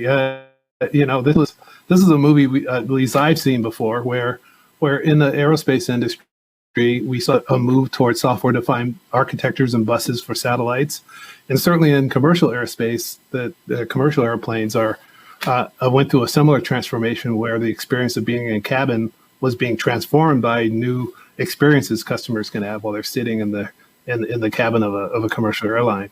And then the whole end-to-end travel experience is redefined by connectivity and leveraging data and changing automation. I mean, I'm old enough to remember when I had to actually have a ticket and show up at the airport, right? Well, nobody has a ticket anymore, right? Everything's digital, and you've got your airline app, and so we went through the same transformation just a little bit later in the automotive industry, where we all have. At least Ford has a really amazing app for Ford Pass that's your companion for your mobility experience, just like you've got your app for your airline experience. So this change seems amazingly complex. So how are you managing the convergence of the software software system, mechanical systems, moving the vehicle into a space where it becomes more software defined? Yeah, so before these transformations were upon us, the way we architected our vehicles was very different. It was very much reliant on software being developed in the supply base. And a lot of the modules, in fact, all of the modules that we would integrate into our vehicles to create the platform were, even if they were designed by Ford, they were built by a supplier. And we would add one function or feature at a time, module by module. And then we own the job of integrating all that together.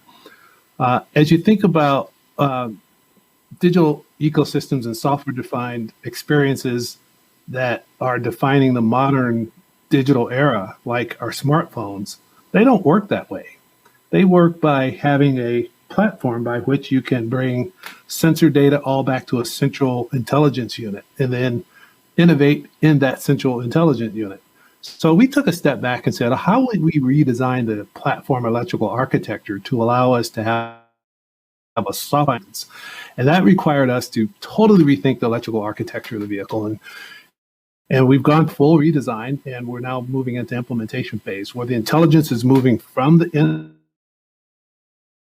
endpoints to a central compute unit. And that's going to allow us to build artificial intelligence enabled experiences. It's going to allow us to more seamlessly connect our customers back to the cloud, where we can allow us to ease the ability to move data back from customers' endpoints back to Ford, so we can do prognostics and analytics on the data. It's going to change the way we have a relationship with customers. And so all that's possible because we've had to rethink the architecture. The vehicles that are rolling off the assembly line today and this year have a halfway step toward that future vision. But it's a pretty important halfway step. It's a architecture that allows us to do everything I just said in the infotainment stack. So it's an important step forward. We're going to go further in the next iteration that's going to come out over the next 2 to 3 years. I think it's interesting that you highlighted the fact that you're doing this in a stepwise fashion. You know, because a lot of people become enamored with startup culture, and we begin to think that these changes are easy. But you're doing it at a massive scale, at the scale of Ford Motor Company. I know that there's some challenges that come along with that. What are the challenges with integrating this kind of an architectural change at your scale? Well, there's no substitute for doing simulation and practicing on platforms before you roll it out at scale. So we use simulation environments, and we have developed this kind of at one piece at a time. And at the scale we operate at, we have to do this in a sort of iterative fashion.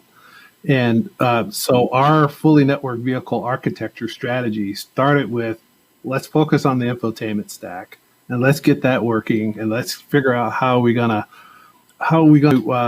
put in place an over-the-air architecture that we know will work. And then let's move to the body control module, then let's move to the propulsion module, and then let's move to the full zonal strategy where all the intelligence is pulled back to a central compute unit. And as we did each additional increment in the design, we had to prove that out and understand how we're going to actually roll it out on our vehicle program. So you have to go one step at a time, and you have to test and iterate as you go. Excellent. So you mentioned over-the-air updates, right? So connectivity is one of the mega trends that you talked about in the beginning. So how does over-the-air update change both the experiences from a development standpoint all the way through to how you engage with your customer? Well, I mean, basically it changes everything. We used to think of job one as the end of the journey. And now we think of job one as the beginning of the journey. And so if you just think about the significance of that, it means that we now can have a long-lasting relationship with the customer, because we get to know how they use the product, what they like, what they don't like, what are their unmet needs as they use the product over the course of the following 2 to 3 years after they buy the vehicle.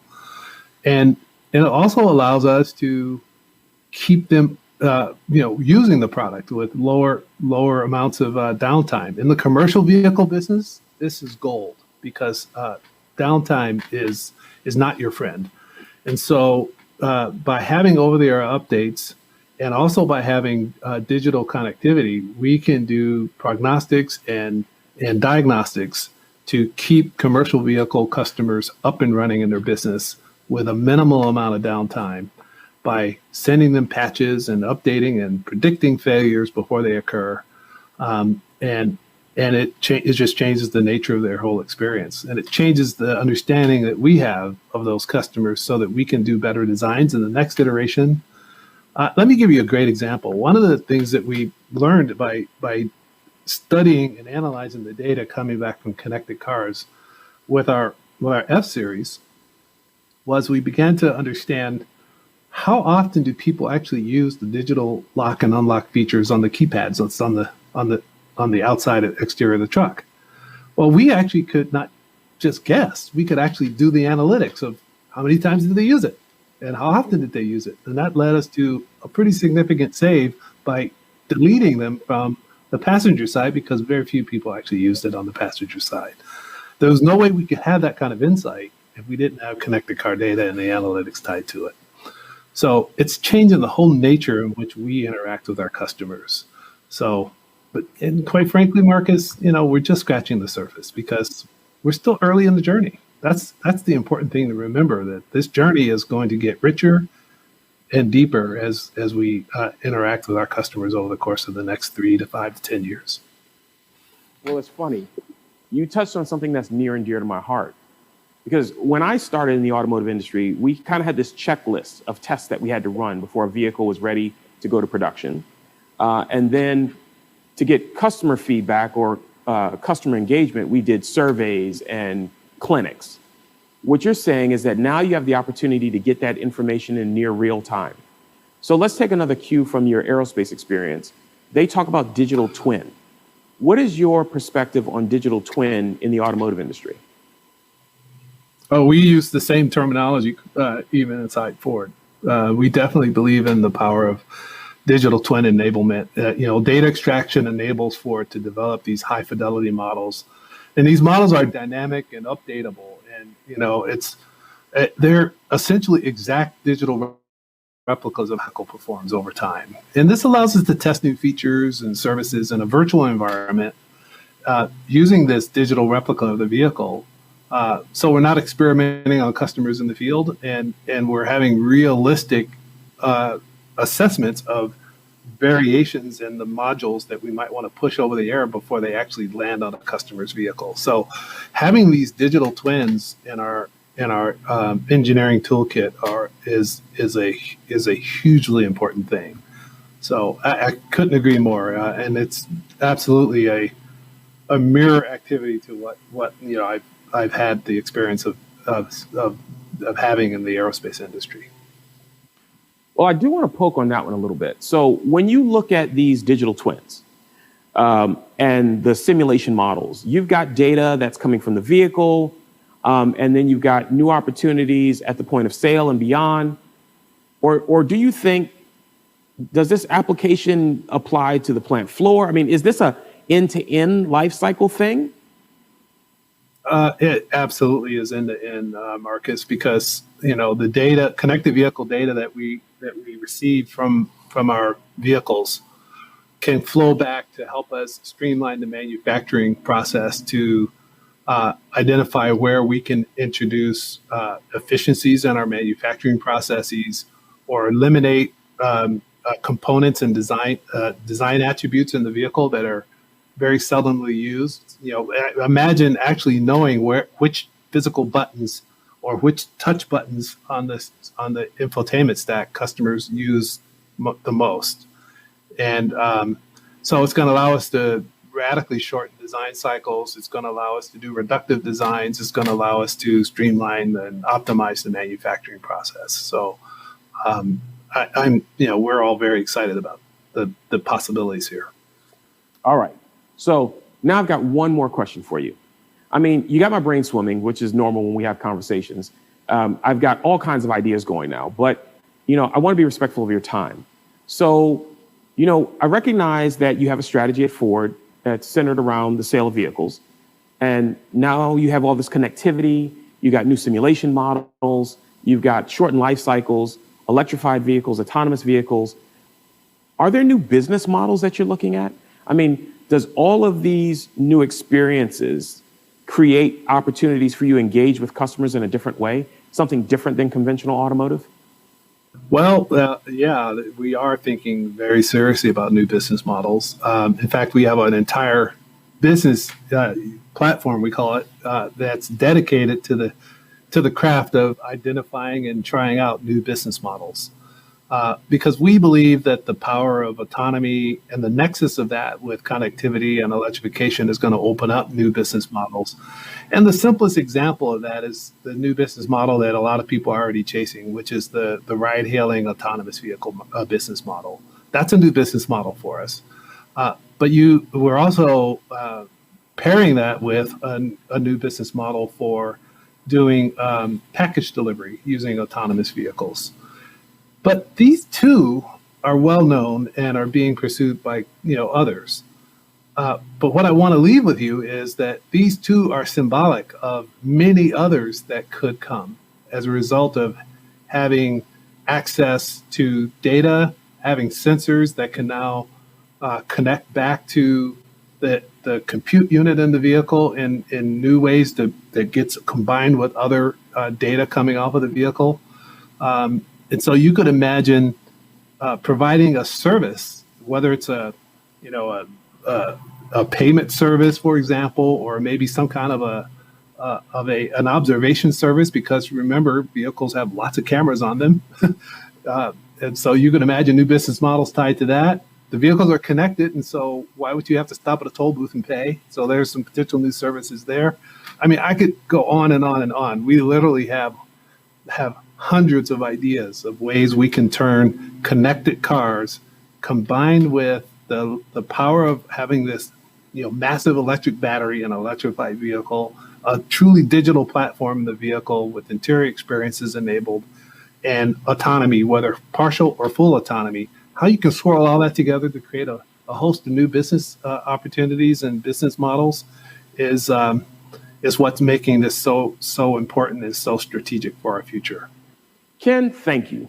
As always, every time that I have a conversation with you, I get some new thoughts, some new enlightenment, and I always get excited. Okay, so I really appreciate you spending some time with me, being a part of this event, and I thank you for your support, and always I thank you for your ideas. It was my pleasure to spend time with you, Marcus. Thanks for inviting me.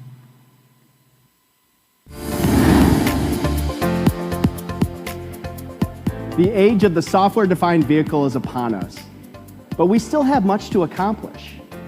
Our next panel, Software and Autonomy, will focus on the impact of connectivity, electrification, and the development of L3+ autonomy on embedded systems architectures. They'll talk about the challenges in architecting, integrating, and deploying certifiable, reusable, and updatable embedded systems for the next generation of connected, electrified, and autonomous vehicles.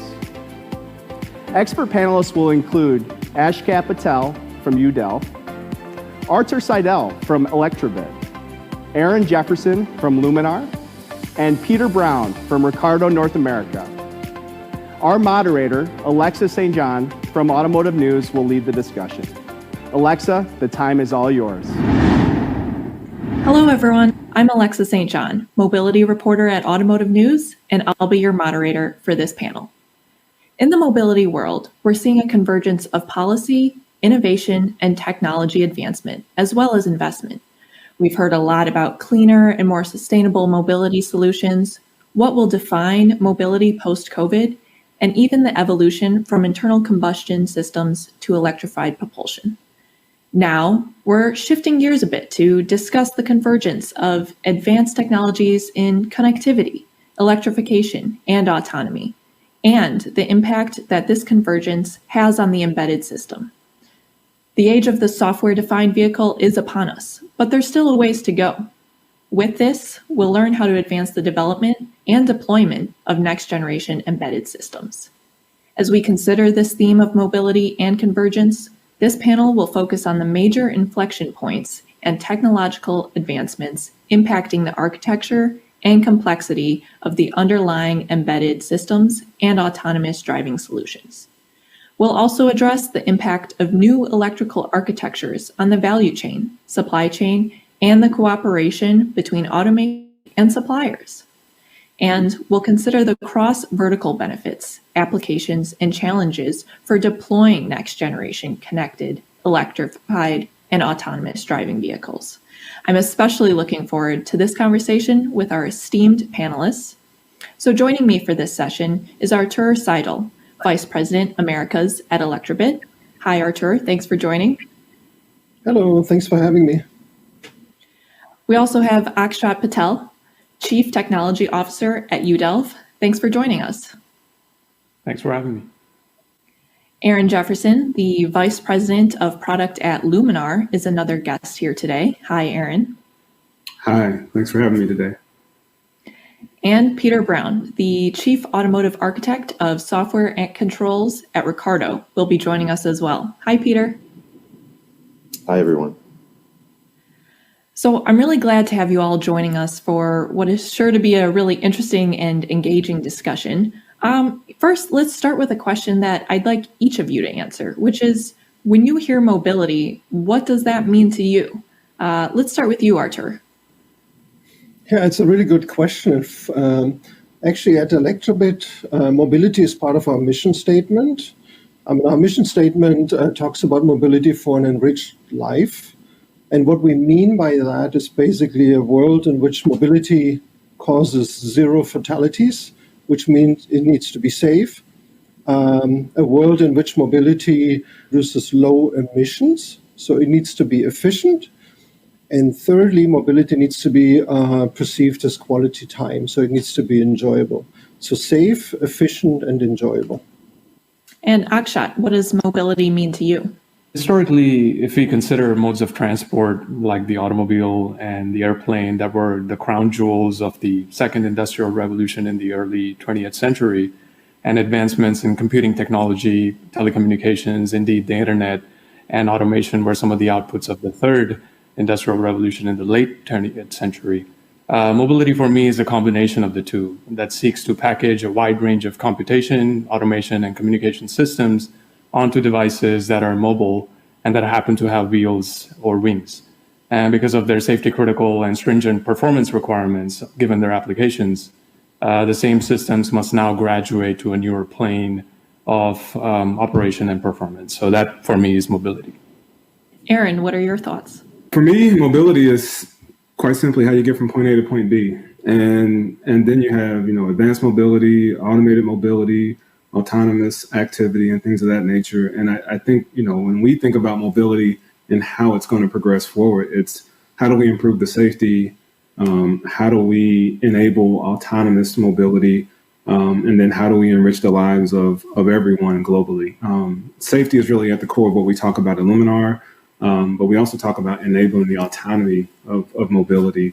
But it is the next iteration or the next step function in how you get from point A to point B. Desire is as safely and as autonomously as possible. And lastly, Peter, what does mobility mean to you?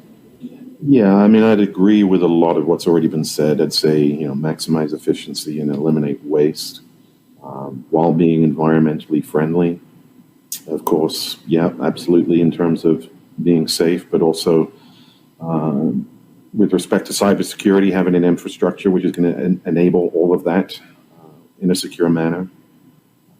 We each have an interest in that, so I'd like to think those are some common values. But ultimately, making it so that people can be mobile and be where they want to be and get there from A to B as fast and as efficient and environmentally friendly as possible. Well, I'm looking forward to diving into all of these themes throughout this conversation. First, to kick it off, what role does automation play within your vision for advanced mobility? Maybe we can start with Aaron. Automation is a huge factor, and there's differences in automation between, say, urban mobility and what UDelv is doing in terms of last mile delivery and highway and even air and all the different aspects of it. when we really focus on, say, autonomy, it's really around, and mobility, it's really around the highway is our focus currently. And it's around the safety aspect of it, just because of the number of lives lost, the number of accidents, the number of dollars spent, billions of dollars in terms of, basically economic, you can call it waste if you wish.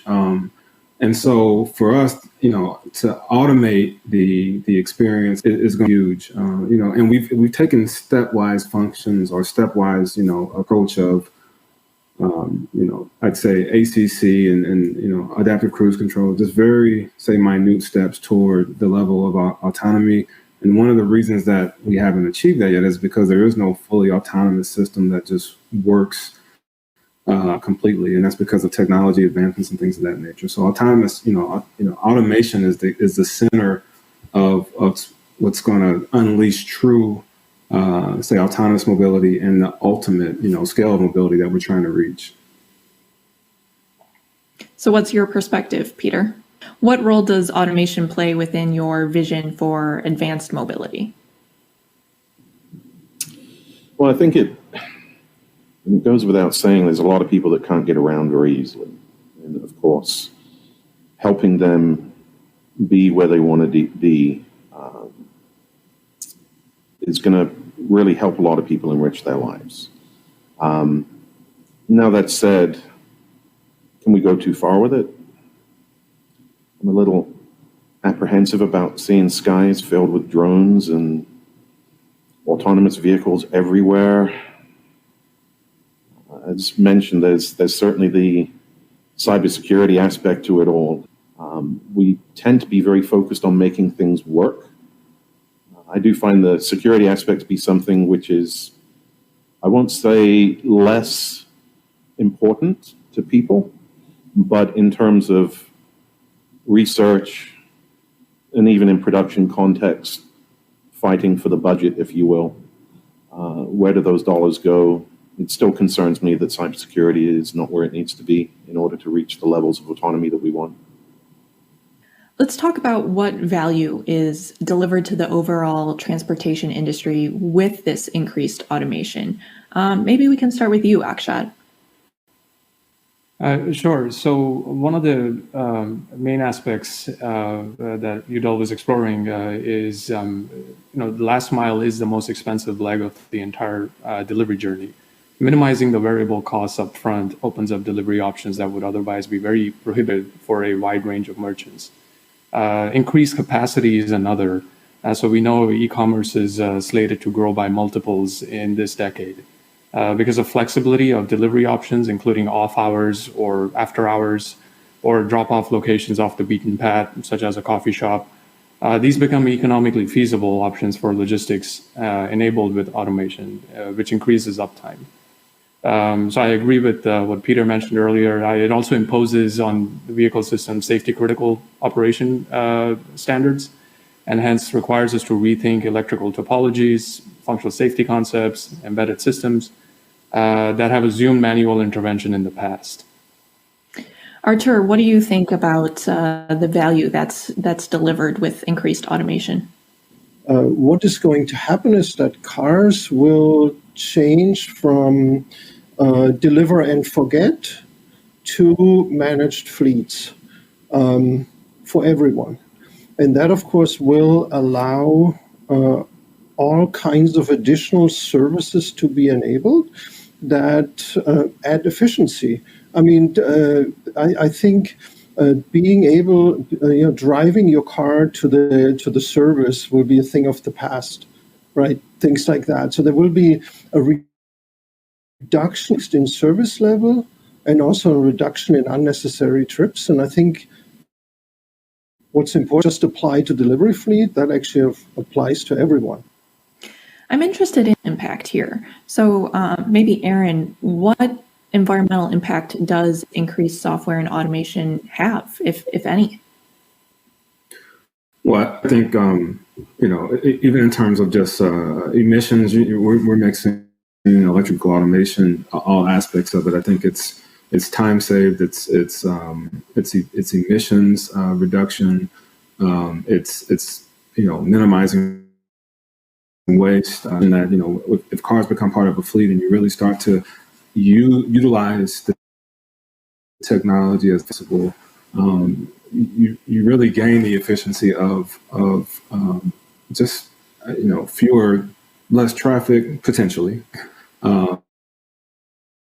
fewer accidents, less emissions, less waste, and for me that's really where Akshat, you bring an interesting perspective here. First of all, there's that obligatory point to make with irrigation. We are able to eliminate, say, 500 vehicles descending onto a parking lot of it, and replacing that with a smaller fleet that then distributes goods across the neighborhood. And that are vehicles from the road and still is able to meet regular grocery demand or shopping demand. Broadly, every logistics fleet or operation has this intrinsic property where it spends a huge fraction of time and energy moving empty mass and empty space, or transporting air, is as the industry calls it. And this is a tremendous waste and a burden on a fleet, because it's essentially doing no useful work in those moments. If it's, let's say, going to a merchant to collect stuff and then begin useful stuff, those trips are largely wasted. So one of the concepts that UDEL is pursuing and is actively building out right now is being able to disaggregate the propulsion with the useful unit of the vehicle, which would be the heavy mass or the empty space.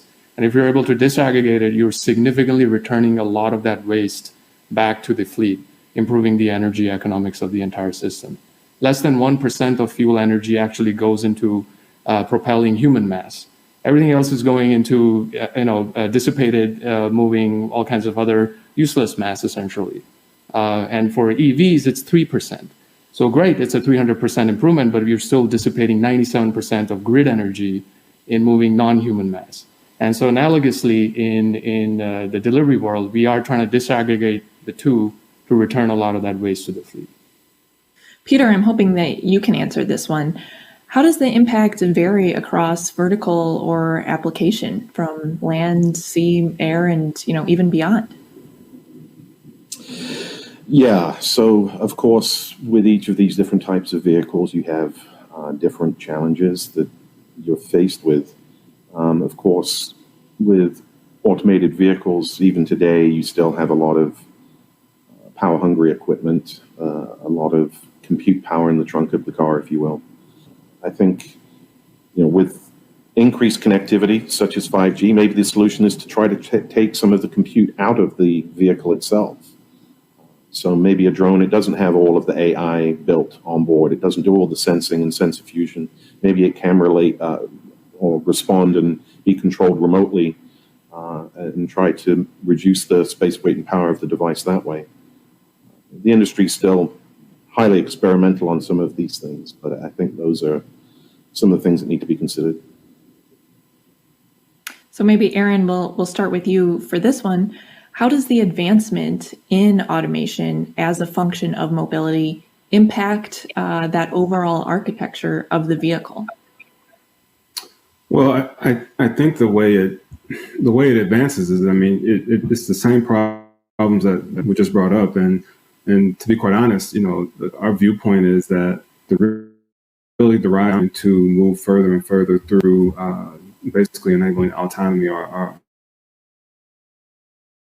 automation, and it's similar across various technologies. You can look at consumer.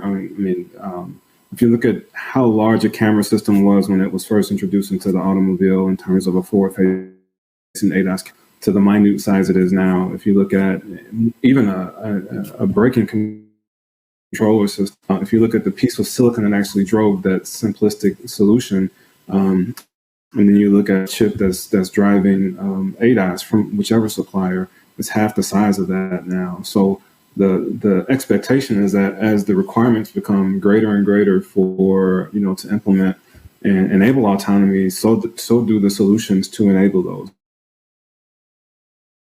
The compute system, the camera technology, the LiDAR technology, it all gets smaller, and we expect that to continue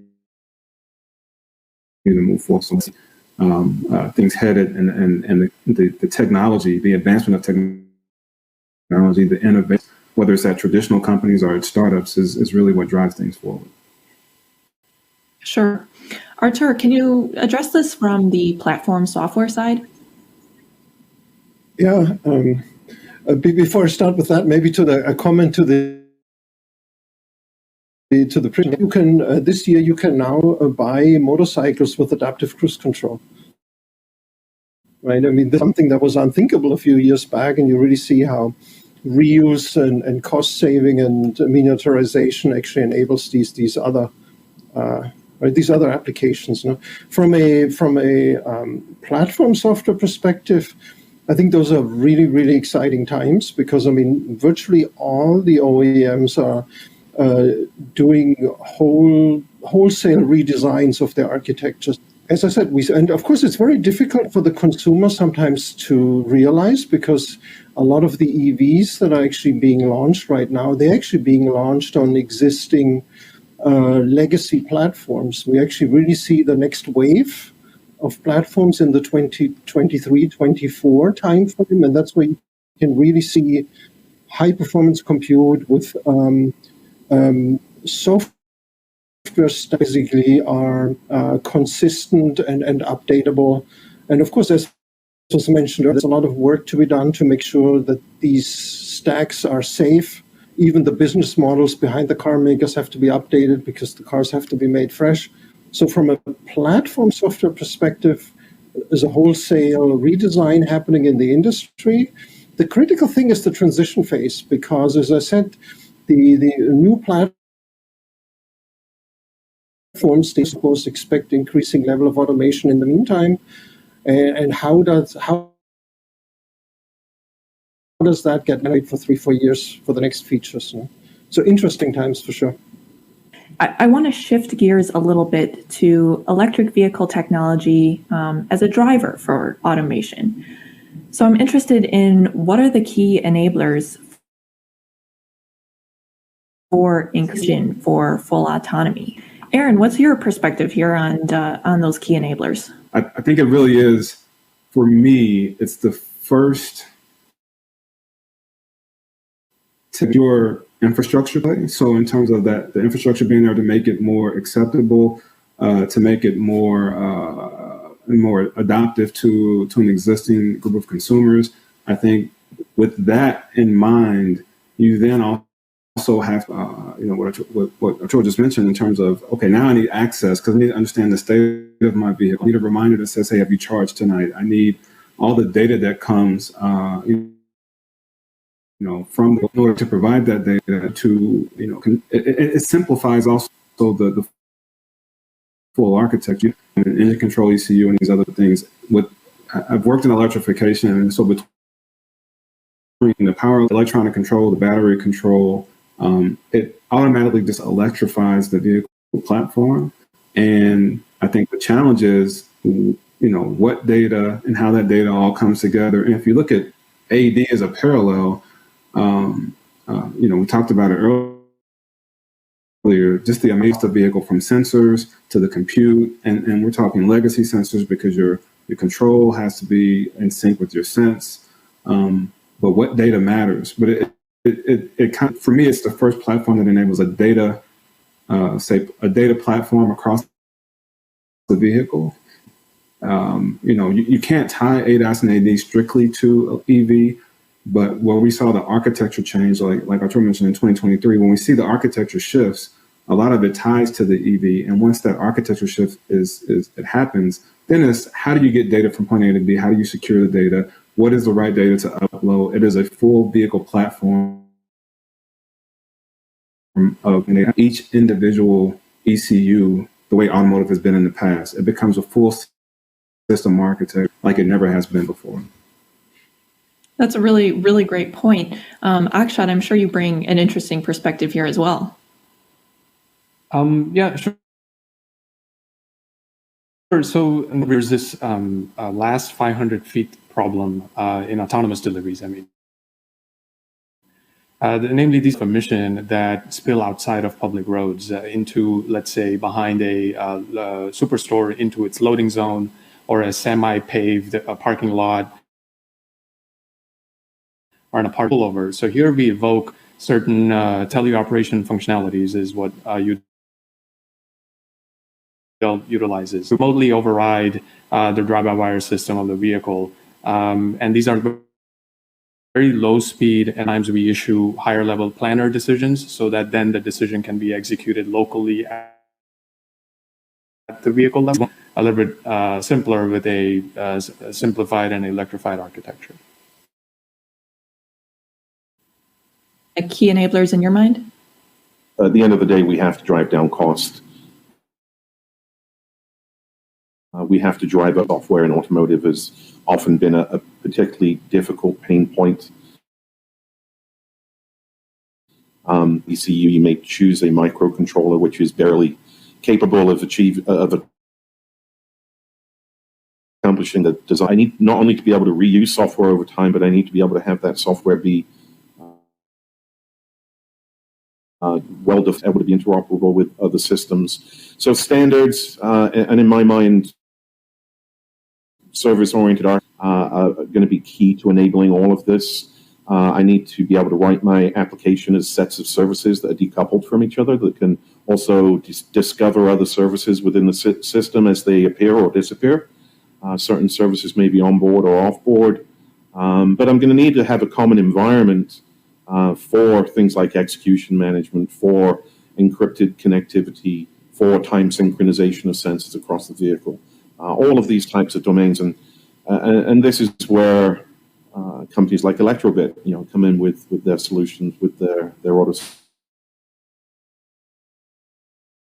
adaptive. In essence, that is kind of a starting point for architecturally just the direction that you're going to go in terms of how you develop those soft elements so that you can get that interoperability and reusability moving forward.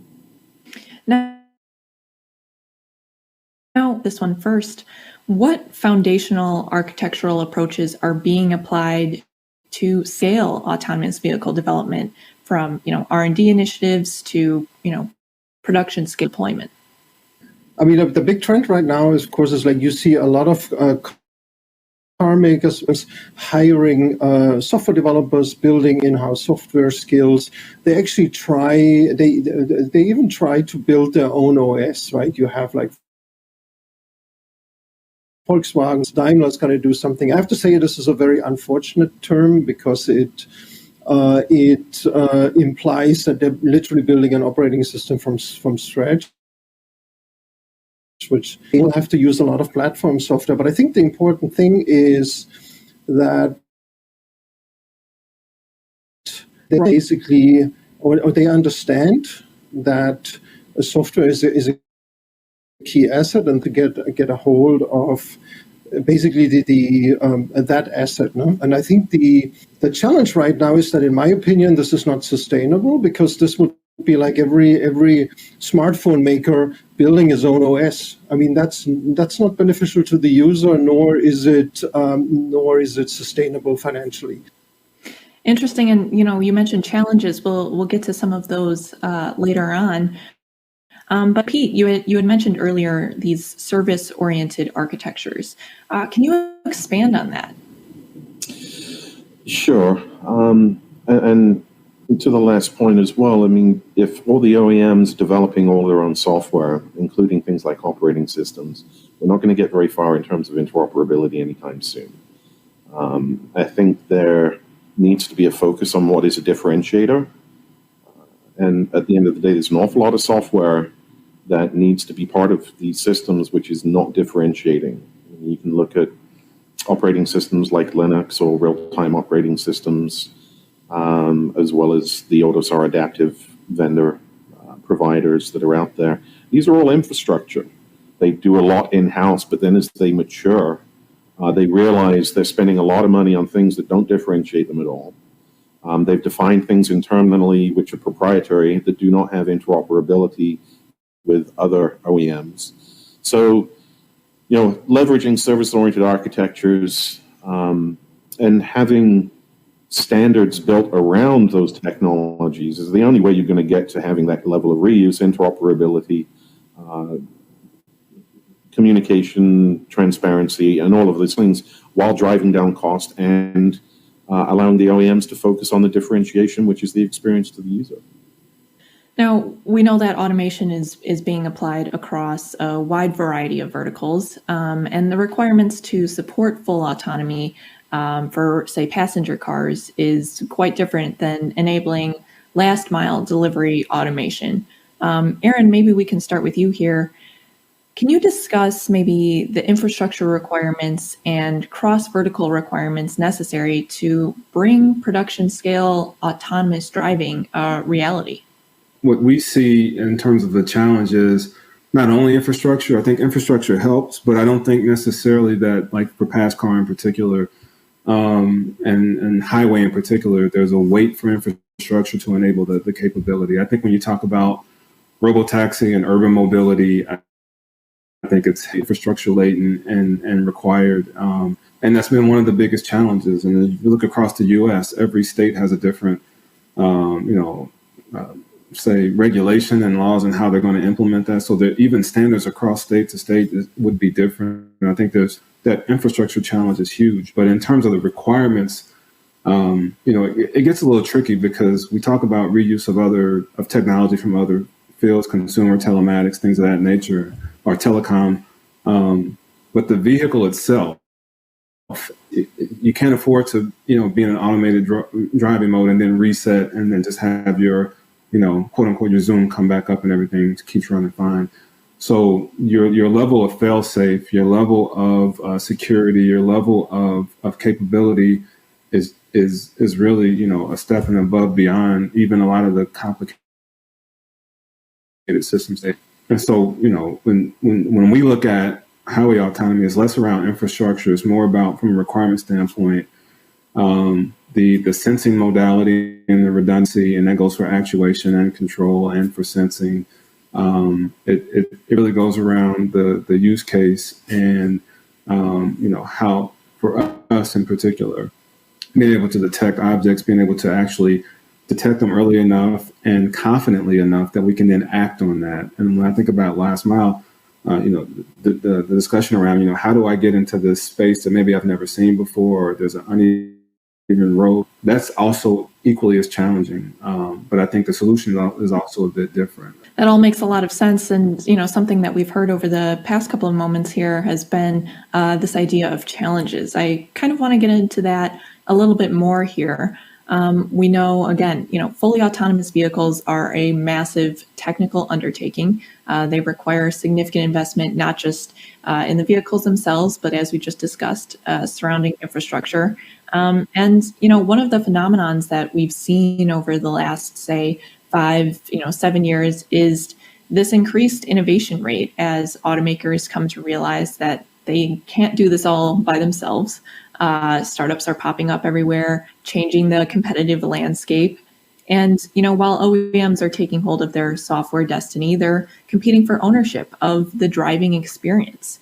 The role that tier one suppliers have traditionally had has been flipped on its side. And, these software suppliers are holding greater power in the definition of and delivery of value to the vehicle.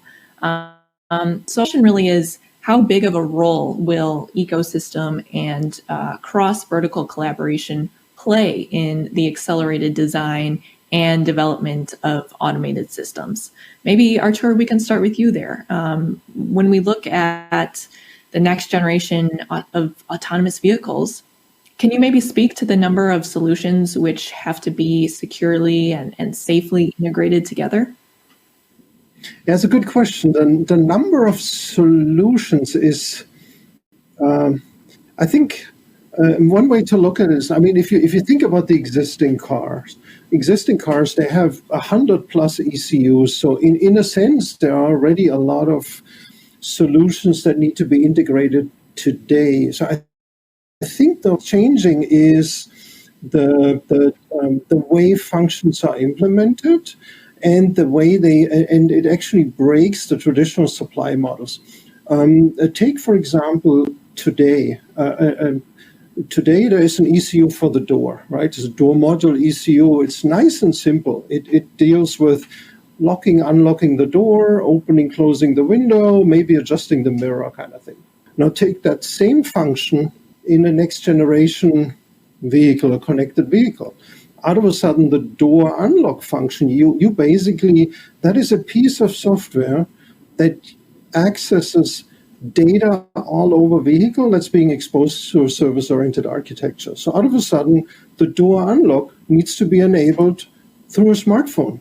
It needs to be enabled maybe through a web interface to do a delivery into the trunk. It may even pull data from the sensors to actually don't allow the driver to open the door while there's a bicyclist approaching in the dead spot, right? So this particular function now has become a point that it can no longer be sourced from a single company, because if it doesn't work, whose fault is it that it doesn't work? So this means now, what are these supplier relationships that need to be in place, and what are the test procedures that need to be in place to now test and validate what used to be a simple ECU? So what's going up, in a sense, is not necessarily the number of functions per se, but the responsibility and the scope of function. And that is something that actually the industry still has to learn, is in the process of learning. Pete, what are your thoughts here? What sort of learnings has the industry pulled from other verticals? Oh, I mean, we've talked a bit about differentiation and companies taking on the whole challenge in-house. I think what we've seen in other industries was this whole concept of, well, Linux is free, so I'll use that. Yeah, Linux is free. You can go download it, get the BSP for some evaluation board that's available, build the kernel, build a file system, flash it down on the board, get board to boot. Fantastic, great job. Now, what you're going to find is you have that capability of defining that Linux file system in, and then you have different products that you put that in, and those products have different requirements and different price points. You're going to need to have different microcontrollers, different CPUs, different resources. For the BSPs, for those different boards need to be supported. From a security point of view, you may need to be monitoring exploits, and as patches come along, well, then that needs to be tested, validated, and deployed to the field. And year over year, you're going to have different hardware choices, because different hardware comes along and there's incentive to switch hardware. So now I have to change my BSP. Now I have to port my software. Now I have to retest and revalidate. All of a sudden, this free operating system has turned into a 50-man team, which takes care of a lot of the aspects of just handling all of those complexities. So I think there's an opportunity for software companies to provide those types of services. A lot of software companies that produce products don't necessarily want to do that. Real-time operating systems want to sell real-time operating systems. AutoSAR adaptive companies want to sell AutoSAR adaptive stacks. So in terms of scalability, especially when it comes to the security question, is each OEM going to have their own team supporting their software stacks, which to a certain point don't differentiate them, and handle all of the analysis of every security exploit or vulnerability that comes along, does the analysis, decides how severe the problem is, defines the priority in terms of getting that back out to the field and testing and validating that ahead of time. All of this stuff becomes very, very, very complicated. And so when I hear anybody thinking they're just going to do it all themselves, you might want to pause there and really consider just how difficult of a challenge that it is that you're taking on in order to try and accomplish that. So I think there's going to be opportunities for other software companies and services providers that can fit that role, because they're going to be able to test a given security patch once and maybe have 10 customers that will benefit from that effort. So there's a better scalability factor there as we drive towards production. Another factor, and maybe Akshat, we'll hear from you on this one. How will customer willingness and total cost of ownership impact broad-scale adoption of autonomy?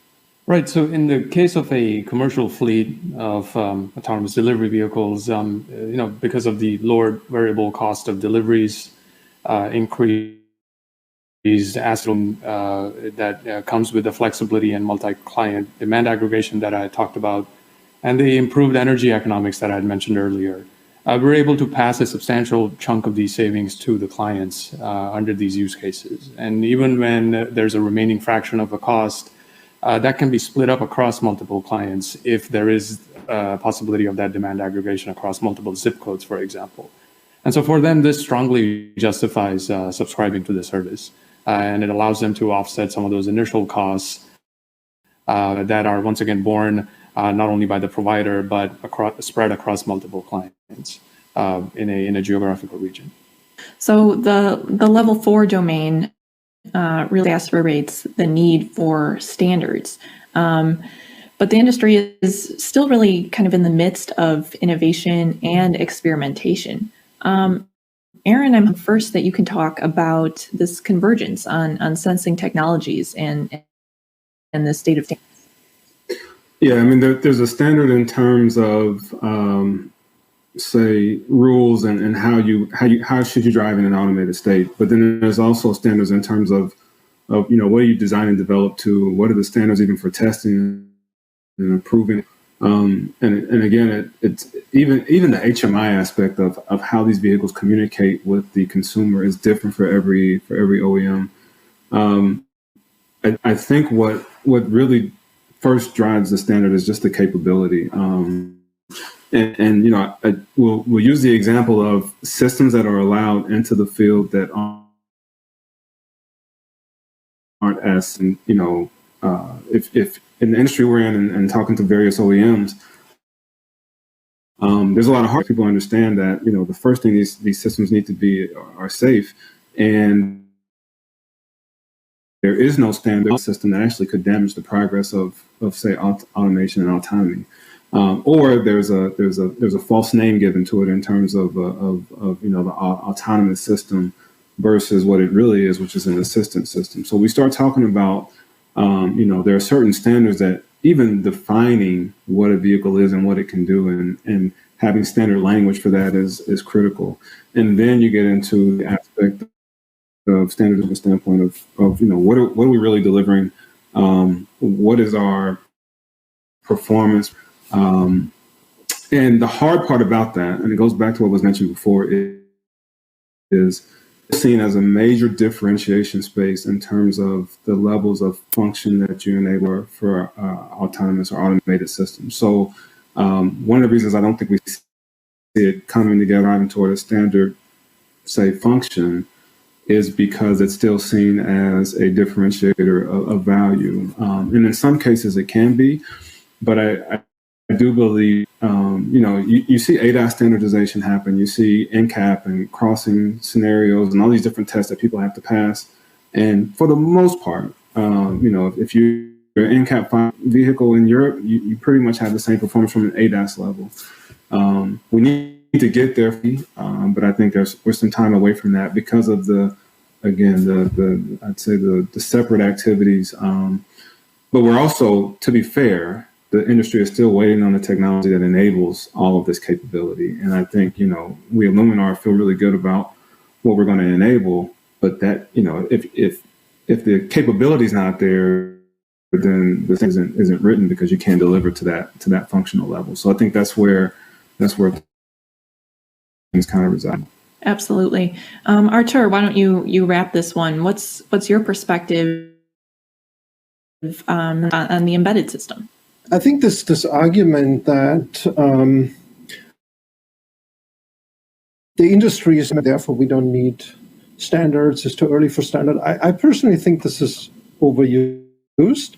I think we need more standards, and I'm talking in terms, I think that helps the industry. I can use an example from the cybersecurity space. I mean, we were active through our sister company Argus, where there was it's clear that cybersecurity is needed, but there was a standstill. There was a lack of decision making by the OEMs, And a standard was released now recently called UNICE WP29, was basically a guideline that said basically, and that of course this guideline still has to be adopted by countries, but it defines very basic requirements. It says in order for an OEM to get cybersecurity certified, it needs to have a certain organization in place, organizational structure. It needs to have certain capabilities in place.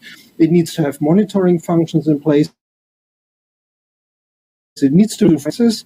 It needs to do inclusion detection. And what is lo and behold, what is happening now that these guardrails have been put in place, that OEMs make decisions in terms of what to invest in. It enables the suppliers to also focus. And I do think that we need standards like that don't necessarily define every detail, but put together the rails for future investment. I think the time for that is actually, in my opinion, already past due. I think more standards like that to help the industry make sure they're moving in the right direction. So when they are where they need to be, they have a good chance of also then put something in place that will be. Very interesting. As we come to a close here, I first want to thank all of you for thus far. But let's get some final words. On the road ahead, what really needs to happen and what challenges will we face in production scale deployment of fully autonomous vehicles? Akshat, let's start with you. What about the benefits of autonomy for a variety of verticals and the whole ecosystem? What needs to happen? Itself that touches on a lot of the conventional automotive development work that Arthur touched on, in terms of the powertrain, the chassis systems, the propulsion, the wire redundancy, now with emerging needs for data and power redundancy, low power, high performance parallel compute processors for deep learning applications, for autonomous driving algorithms. So that's the vehicle side. And then the second element is advancements in the algorithms themselves. Fundamentally, a lot of these approaches are not deterministic, they're stochastic. So what needs to also emerge is a standardized understanding of what it means to have a degree of readiness for production deployment for autonomous vehicles if they are to, for instance, operate in a certain geography or a certain sandbox. So delivery brings about some advantages, but broadly in autonomy, those are the two main vectors that need to advance under the umbrella of certain standardization and across the industry to move forward. Thanks for that. Artur, what needs to happen?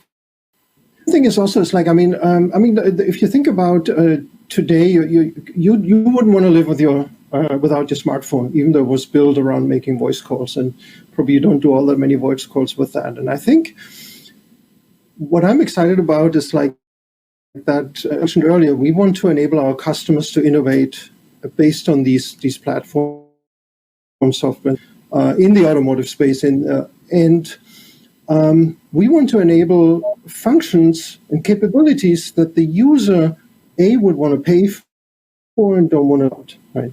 And like a scenario could, for example, be in the pandemic, we're all used now. We see now supermarkets building infrastructure so you can drive at the delivery to the trunk. So I want to enable functions like I place my order at the grocery store, and I'm going to send my car to pick up the order for me, and everything. All the integration happens in the background, right? And the car just shows up with the order. These are scenarios that are becoming doable. These are scenarios that everyone, I think, would be really excited about. There are also reasons why people want automation. And as I said, there's a potential that you will see functions you just don't want to be without it anymore, and that's the potential. And I think that's what the next 10 years of integration and collaboration will be all about, and that's exciting. I don't think any consumer would complain about not having to go to the grocery store and pick up what they need. But Aaron, what's Luminar's perspective here? Yeah, I think I echo some of those same sentiments. I mean, we're in a mixed field right now. You're going to have automation and you're going to have existing vehicles, and so the world itself is not as ring fenced as we'd like it to be. What's necessary is collaboration and consolidation. I think that's going to be key.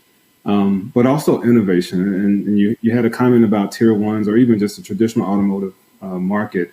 I think innovation from startups and various models where money is funded to further develop the development of technology independent of a quarterly report out of revenue. If you look at the advancements that we've seen, it's really been around a lot of startups and innovative companies developing and increasing the capability so that these newfound technologies can be put on the vehicle. But you want to safeguard that with functional safety and cybersecurity standards are going to make sure that it's all done in a safe way. So collaboration, innovation, and then the safeguarding of the functional safety and cybersecurity standards. I think all that comes together to the point where we can enable the technology, and it all has to operate, but in a sense. Absolutely. Pete, I'll give you the final word on this one. What all needs to happen and what challenges will we face? Yeah, everything needs to change. When you look at service-oriented architectures, I think there's an agreement that type of architecture is the direction to go. Now you have things like the AutoSAR adaptive platform. You also have ROS, ROS2, AutoAware. Some of these other open source platforms. I don't believe really anybody's looking at those technologies to take forth to production with functional safety. You're going to need commercially supported real-time operating systems, AutoSAR adaptive stacks, which have each gone through their own certification. Of course, if you're making something work in the context of a science project, that's great, but eventually you got to do it properly, right? You need to use the right technologies that have gone through the functional safety certification, or at least the certifiability. There's so much work that needs to be done. I know there's certain consortia like Geneva working with W3C on what some of those APIs should look like, and that's great. I'm really glad that work is being done.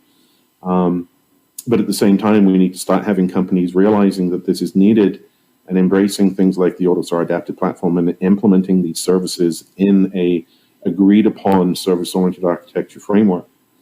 Only then can we really think about things being, drop-in from another vendor and expecting them to work with the rest of the system and be able to get the reuse so that the investments we've made in functional safety and cybersecurity can be brought under control as well. So, yeah, there's tremendous challenges still ahead.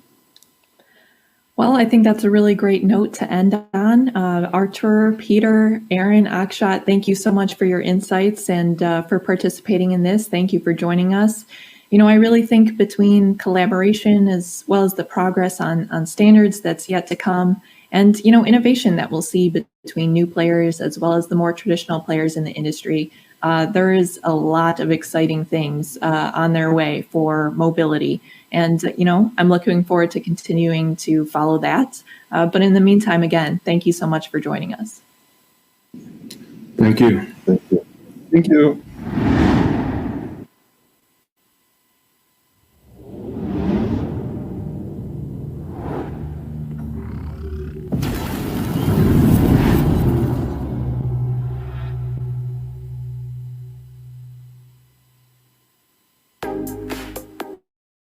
The future must enable safer, cleaner mobility options that evolve around the consumer's lifestyle and desired experiences. And as vehicles become increasingly connected, electrified, and autonomous, the reliance on complex software is skyrocketing.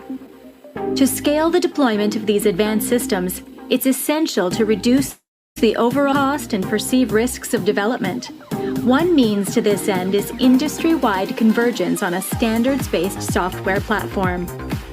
Ricardo is leveraging its expertise in system integration to provide a reference software platform, creating a development baseline to enable the next generation customer experience. Elevate, standards-based, service-oriented architecture, provides a starting point for customer development.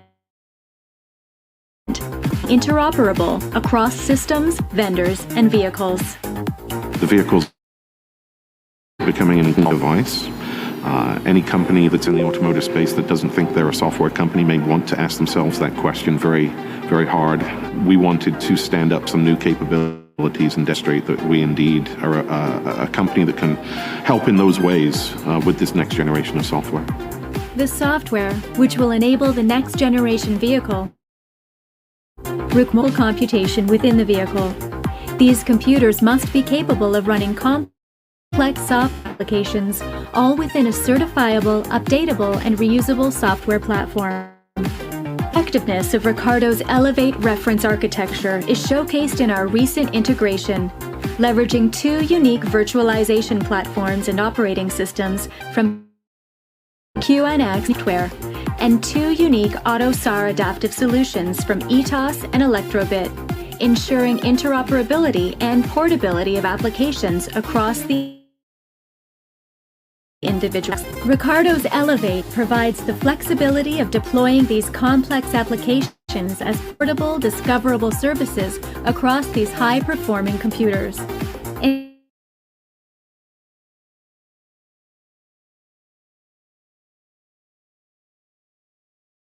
Enable continuous improvement across the life cycle of the vehicle and greater control for OEMs over their software destiny. To showcase the benefits of the Elevate reference architecture, Ricardo is running a real-time photogrammetry application as a portable service on two unique bridged the inputs from infrared and RGB cameras to generate a 3D depth map and our real-time photogrammetry pipeline. This enables vehicles to see day and night without radar or LiDAR, not only providing a lower cost option for autonomous driving, but ensuring functions running as services are portable across unique operating environments. What Ricardo is providing here is an integration of not only our software, Electrobit software, EB Corbos, but other vendor software as well. And so the key here in what the AutoSAR standard supports is interoperability.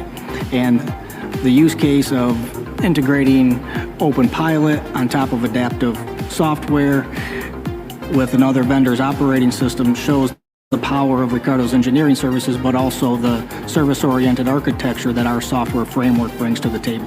It allows the OEMs to focus their efforts on the differentiating software of their product. We estimate that about 60% of the software within these high-performance computers non-differentiating software, and it's that other 40% that the OEMs can concentrate their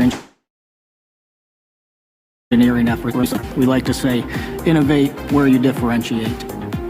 Elevate is going beyond propulsion leverages its expertise across the next generation advanced going beyond propulsion systems enable the next generation advanced software systems.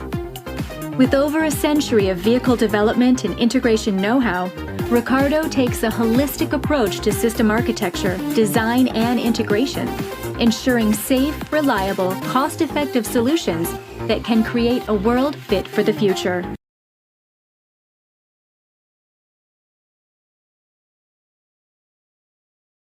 Menu to your left. We have one more exclusive one-on-one conversation on the agenda today, and that's with Microsoft's Corporate Vice President, Ulrich Hohmann. Ulrich is joined by Ricardo North America President, Marcus McCammon, to talk about the immense opportunity to drive and deliver greater value to the customers and the industry as a whole by harnessing the power of vehicle connectivity, data availability, and 5G infrastructure. Over to you, Marcus.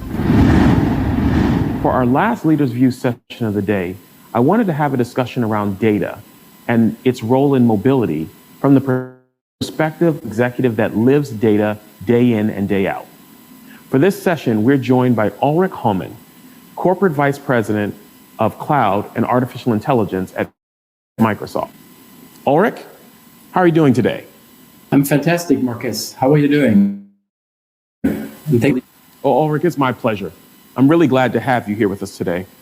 So, our discussions are really centered around this notion of mobility, but I recognize that the word mobility may have nuanced meaning depending on your industry and your perspective. Can you give me a sense of what mobility means to you through the lens of Microsoft? From our perspective, mobility obviously has the obvious meaning moving things and goods around and people and so forth. And that's clearly the number one perspective that everybody has on this. The key that we are looking at it now is we're adding the dimension of how does the good, the person, it's not that simple anymore where you just do trains or a plane or a car and you never go and pick. We look at it as a multimodal travel. Everybody is going to effectively have some form of transportation that might be personal, a car, for example, or an Uber drive or something like that. Then we're going to mix it with public transport, with the notion of mobility in terms of moving people and goods. You're adding a multimodal perspective. And the last piece is you're looking at data that accompanies all of this to effectively make sure that the schedule and the moving that people are intending to do can actually happen because the machinery or the tools that they rely on are available. Thanks. That was excellent. But you touched on a couple of points that I want to dig into a little bit. You talked about transport and looking across multiple sectors, and you talked about the data riding alongside it. One is we look at data in a very siloed fashion, sector by sector, but you have the benefit of looking at it horizontally across all sectors. I would say that to you is a view of what it's like to look at data more holistically. Yeah, so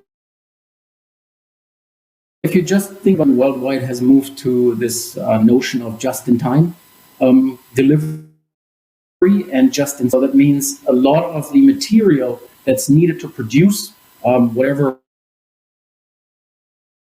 good is being brought all the time, because they're just sending it when it's needed and it's arriving just in sequence, so that when, let's say, a car is being produced, the necessary parts are coming in as the car rolls the manufacturing line. If you think about that model, it requires a super tight integration across the supply chain, meaning one producer produces, let's say, the door, and that gets transported and then it gets put into a car. Now, if you think about that, despite all the advances in technology, we largely still rely on either EDI, very simple data exchanges that were designed in the 70s, that still work very well, but they don't express all of the capabilities that we now have. And we are thinking that, hey, if the manufacturing organization of the supply chain and the assembly line could start to share data, if then the transportation team could actually add their data, weather reports, traffic reports, maybe a truck broke down, whatever it might be, and do all of that in real time so that everybody who's participating in this value chain gets visibility into the data at the right time, so that they can say, oh my God, the truck broke down. What can we do in our assembly where we need the doors that are assumingly on that truck to arrive in time, in sequence for us to work? If there is much more data sharing, we can optimize these processes even further, disruption. So you spoke a lot about the ecosystem and the different contributors and how all the contributors are producing data. You talk about data in such a way that it should be exchanged between parties. But I'd say in the transport sector, we tend to be very protective of it. I mean, that's where our IP usually lives. Can you give us a sense of how maybe we can standardize data or the way that we exchange data so that we can be more effective? I think there are two things we need to think through here at the minimum, right? This is a very complex problem, as you said, Marcus, because intellectual property is tied to it. Data is very important. because we're dealing with critical data. So having said that, I think the standardization is one thing. So Microsoft has been investing in what we call the common data models. And common data models we're putting into the open source and the common domains so that companies like you, for example, can start to build solutions on a common set of abstractions. Because that's the other part that's problematic, is because everybody has their own definition of data, their own meaning of data. You're the only one that understands the data, so it's really hard for players like Microsoft or Google or other industry players to work with you or for you by commonly understanding the data and adding AI models that help you with the data. So common understanding, common sharing of data in terms of shapes and models is, I think, step one. The second step is, what do we do about trust? I don't think sharing of data will be a XOR decision with either you share it or you don't. I think there will be graduates where you say, I have a high trust relationship, let's say Ricardo Technologies and an OEM. So Ricardo and this OEM work very closely together, and so you trust a specific partnership and you trust it with specific data. That's what we call a high trust environment. Then there's a no trust environment where actually, yes, I'm working with you, but this data is so sensitive for me, I will not trust you with the data. Now, what do you do with this no trust scenario? And there is emerging set of technologies that are coming along that allow you to operate in what we call multi-party machine learning or AI scenarios, where the data can be processed in hardware enclaves, for example. So Azure has an initiative called confidential compute, and confidential compute effectively allows you to take encrypted data, store it in the cloud, make it available in the cloud, encrypt it, then bring it into the enclave where it gets decrypted by Ricardo's keys. So Microsoft and nobody has access to that data because it's encrypted, and it only gets decrypted inside a hardware device, either from AMD, Intel, or NVIDIA. You do your operations within that hardware device, and then before the after the process ends, before the data leaves the hardware, it gets encrypted again. So and participate and work, add value to the data, but you don't have to give it up. That's the no trust. And then there is low trust, where you say, hey, Microsoft has shown me, for example, on Azure, that they take data privacy super serious, that they're very transparent about how compliance works and so forth. And they are now they're hosting a collaborative environment where partners can pool their data. Neither partner has access to it, and Microsoft doesn't have access to either, but they can run large-scale AI algorithms in that collaborative space.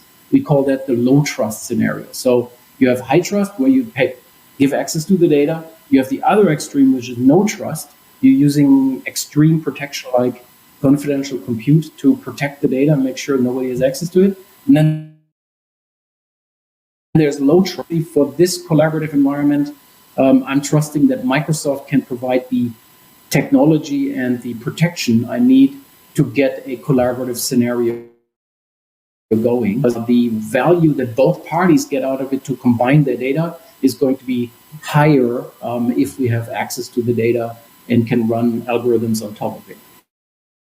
We call that AI, and that's a new theme that's going to come across the cloud, where you can effectively determining, based upon collaboration partnerships and sensitivity of data, what environment is right with respect to data sharing. Excellent. Okay, so now we have data, and we're looking at data more holistically. We have intelligence and that intelligence to analyze the data. We have a more effective ecosystem, and we're able to look at things more analytically and more statistically. But now we have this thing coming called 5G. So 5G is supposed to make that computing ubiquitous. It's supposed to be where. So can you give me a sense of what you think the impact 5G will have on this next generation? So 5G is going to change a lot of things. So if you go into a factory, for example, you still see a lot of wires being deployed because for safety reasons, people trust wires more than wireless. With G, we believe you can not necessarily remove the wires completely out of a factory, but certainly reduce it quite a lot. So there's going to be some really interesting opportunities to make manufacturing more flexible, because when you have wires strung, those wires need to be moved and so forth. Whereas with wireless, you can compose your manufacturing approach in using a cell-based architecture or something like that much easier, and reconfigure much faster because there's no wires to be contended with. So that's the manufacturing side. We go back, we're seeing some really interesting questions coming out of the automotive community. So if you think about a car today has a lot of compute power already in it, but it's still fairly constrained. Now, if you say, hey, I have an application that runs in the car and it has a backend that normally would be, let's say, in a cloud. That backend might be too far away for certain sensitive operations or specific user input and user capabilities. We have now seen questions being asked to say, could we augment a car's capability with 5G edge-based compute power that, for example, AT&T, Verizon, and others are rolling out. So they are rolling out compute capabilities inside their cell towers, for example. And if you have a car come by, it could connect to that cell tower and not just do a data call, a voice call, but they can actually now start to have applications running in that cell tower that support the car and do an augmentation of that car's compute power. So think of this as application roaming. So today we roam a phone call, but tomorrow I believe we will see people looking at, can I roam an application? Let's say I go from San Diego to Seattle to Marques, you visit me, and you drive and you have an application running that moves from cell tower to cell tower like your phone call does. And it supports whatever you're doing in the car. And I believe that those scenarios today sound a bit out there, but with 5G and the coupled investments in edge computing, meaning the cell towers, we will see new scenarios emerge that allow us to do either less in the car, because we all of a sudden have a dependent, reliable capability that augments what the car can do, and or we can provide more richer solutions with low latency and always on capabilities kind of thing. So you did a great job of bringing it all together. And I think it's important because I think all these pieces are connected. You know, as we talk about mobility, we have more electrification coming into the vehicles. We're talking about autonomy in the vehicles. So there's a brain in the electric vehicle systems. There's a brain in the autonomous vehicle systems. We have 5G that's tying it all together. I believe that at the end, we're going to see the entire vehicle life cycle get smarter and more efficient. What's your perspective on that? Well, I think you've described it really well. I think that's the value chain that's going to emerge from the, let's say, car emitting data, getting immediate support, like with this 5G edge components, but then that data also travels into the cloud, where it gets mixed with lots and lots of other data points from other cars and so forth. And we are looking for patterns of, oh my God, the recommendation engine in our EV powertrain wasn't quite optimal. So we now have more data, we learn something, and then we update the AI recommendation engines in the cars and or the edges, not in real time, but in real enough time. So we get more data, we learn something, we update, and instead of you having to go to the dealer, you get effectively continuous update, continuous features, continuous improvements all the time. At the same time, the data of how the car features are really used are also being shared with engineering, so that the engineering organizations say, oh, we thought that feature XYZ would be utilized like that. It turns out that the feature actually has been used in a different way. And if we would make some adjustments, the capability would be much more useful for the drivers or for the passengers or for whatever it might be. And I think what we're now seeing, driven by mobility, driven by cloud, by edge, 5G, is this continuous improvement, continuous change.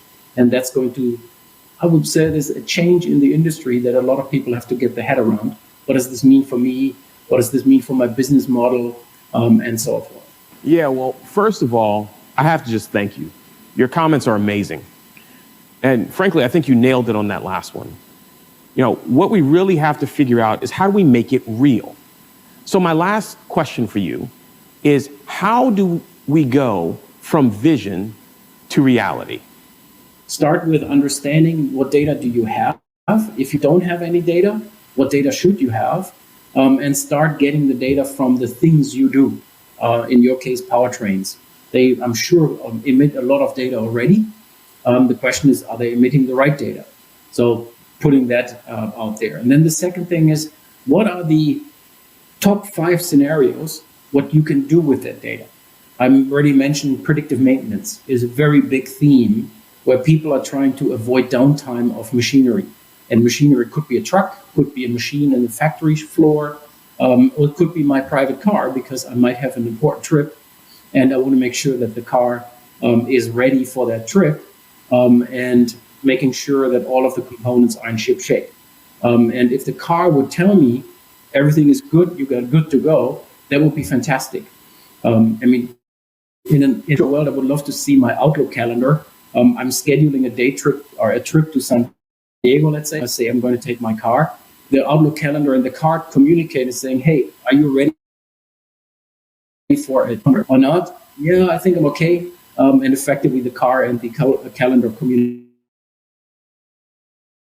So not that far, because everybody uses calendars these days, if it's Outlook or if it's something else. And if the calendar information would be structured, I can send it to a cloud, connects with my car, and the car could then go through the necessary checks because the car knows what it needs to be driving 1,200 miles. If it's an EV, lots of loading stations, but power, tire pressure, oil changes if it's a classic engine, and so forth. And that can report back and say, yep, good to go, or actually I'm suggesting you should do this. All of that is today possible. We're just not doing it yet, but that doesn't mean it can't be done fairly easily, actually. Every time that I talk to you, I enjoy the conversation because your ideas are so insightful. And I really appreciate the fact that you look across the sector in its entirety. I can't thank you enough for being and I really, really appreciate the time that you spent with us today. Thank you. Thank you for inviting me, and really appreciate the questions because those were insightful in itself. And glad to be here and share some thoughts on behalf of Microsoft. Really appreciate it. Thank you.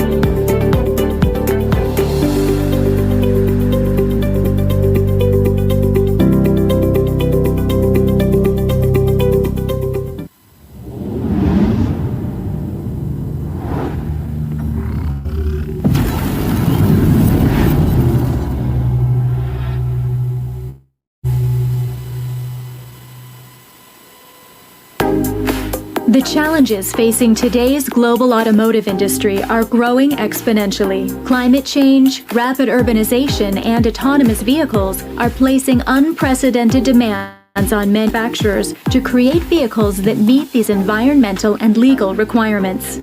Today's complex landscape is characterized by new vehicle variants, including electric and hybrid, an explosion of new technologies, and mounting costs associated with testing and development. Yet product development timelines and budgets are under significant pressure. It will become impossible to test and validate all possible conditions without something changing. Imagine a world where you could reduce the number of prototype builds, where you could save time during testing to avoid having to start from scratch if you get the wrong result, where you could improve the effectiveness of existing test assets, where, in short, You could produce a vehicle in half the time at half the cost with no compromise to quality or safety. We can help you create that world. The key is a robust virtual powertrain calibration process. At Ricardo, we're industry-leading organizations to improve test efficiency by removing major prototype build phases from the development process, saving millions. We're developing software solutions to accelerate this process by combining simulation methods and models with automated physical test systems. Our pioneering virtual desktop helps to accelerate the calibration process before the need for hardware, dramatically reducing the number of operating test points needed for control calibrations. We focus on improving physical test efficiency and reducing risk through the use of predictive virtual models called digital twins. Our CAE software delivers more efficient processes, more accurate predictive analysis, and faster than real-time functionality, an industry first. We're helping customers bring new vehicles to market quicker with confidence. Ricardo Software. We create virtual engineering. Would you like to know more about this technology? Our experts are standing by for the next hour to answer your questions. Just click on Ask an Expert on the navigation menu to your left.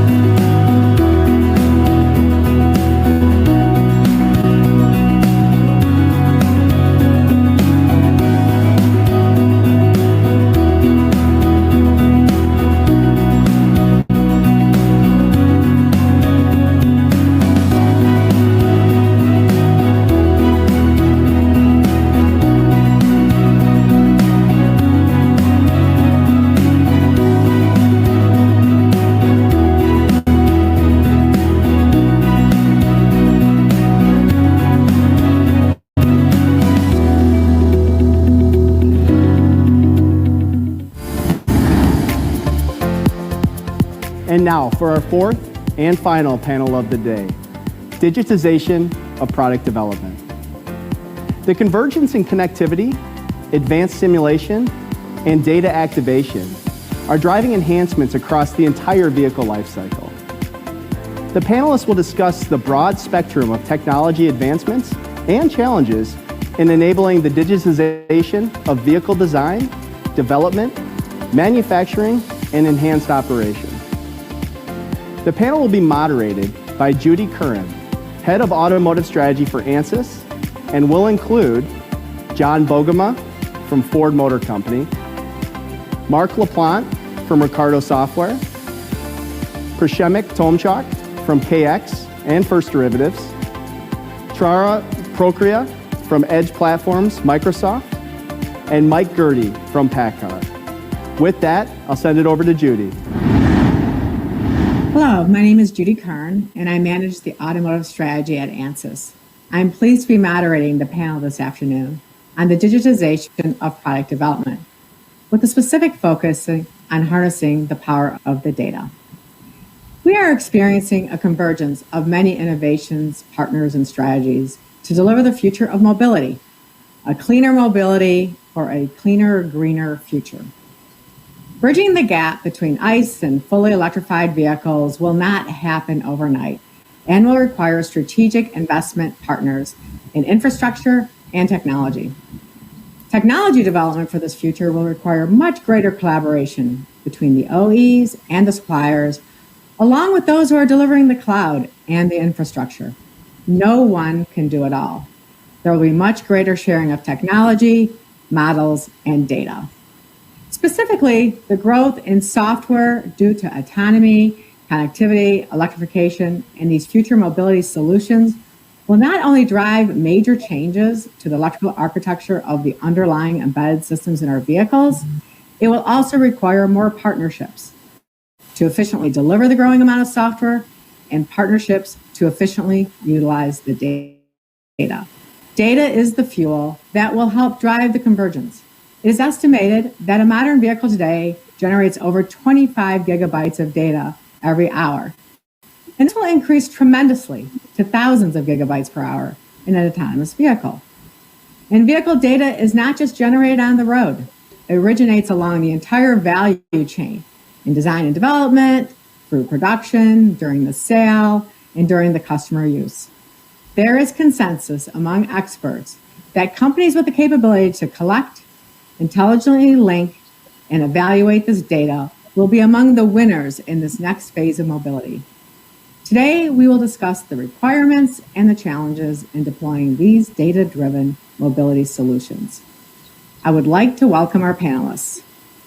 Hello, John. John Bogema is the manager of Powertrain CAE and Data at Ford. Hi, Mike Gertie.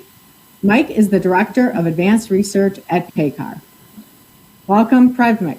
Presmic Tomzak is the Senior VP IE and Utilities of KX Systems. And hello, Tara. Tara Pregria is the General Manager, Edge Platforms at Microsoft. And hi, Mark. Mark LaPlante is responsible for Global Business Research at Ricardo. So, I would like to start with an opening question for each panelist. When you hear the word mobility, what does that mean to you? Let me start with John. Well, thank you. As someone from Ford Motor Company on the application side of connected data, I see us moving towards tools that better address quality and product engineering needs. We have a wealth of data on product usage and can spot issues much faster than in the past. For the product engineer, they have direct insight into usage that they haven't had before. As the tools and data improve, it really allows the connectivity data to be integrated into the daily tasks and replaces other processes. The real upside is that it puts the voice of the customer much closer to the engineer than before. Thanks, John. And Mike, what about you? Well, thank you. Well, Paccar is the parent company of Peterbilt and Kenworth Trucks, and to us, mobility is the movement of freight that's essential to a vibrant economy. There are about 12 million trucks in the U.S. that move about 2/3 of the GDP worth of freight every year. For a long time now, we've been on a journey of including data in increasing amounts in our development processes. We use data in key areas of engineering, sales and applications, and after sales, and I'm really looking forward to talking more about it later on in the panel. Terrific. Thanks, Mike. Prajmek, what do you think about mobility? As a representative of KX Systems, the streaming analytics software company, I see mobility as freedom connectedness, and it's about delivering insights and value where and when it matters the most, whether it's inside the vehicle, production facility, or during the design phase, all across the entire value and supply chain.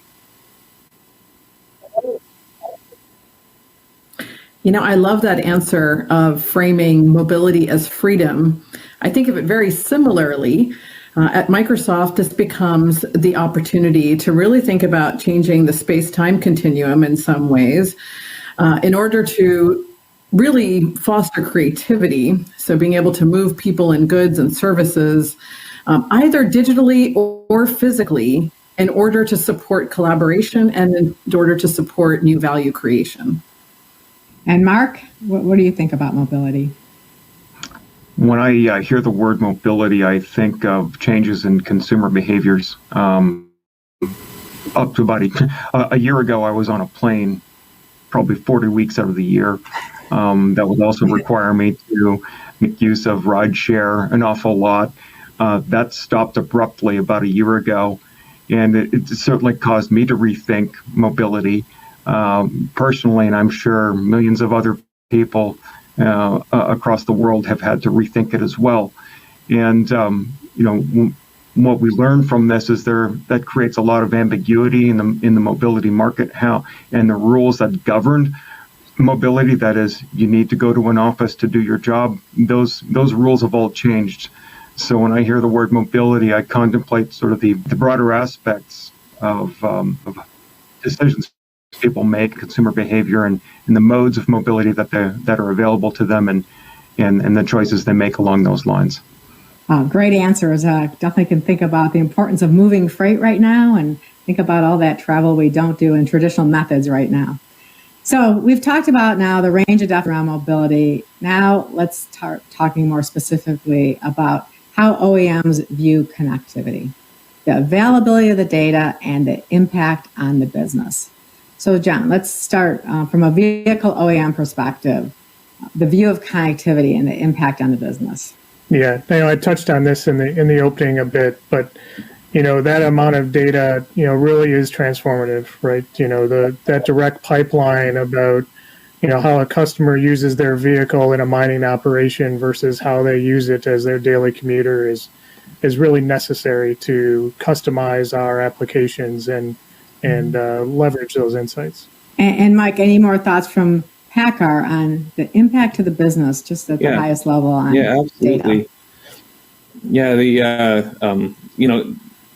Similar to Ford, we're finding that direct pipeline of data is helping us answer a lot of questions more completely and more accurately. So we're able to, in engineering, we're able to understand how the trucks are being used and how they're behaving in their environment to come up with new and better products.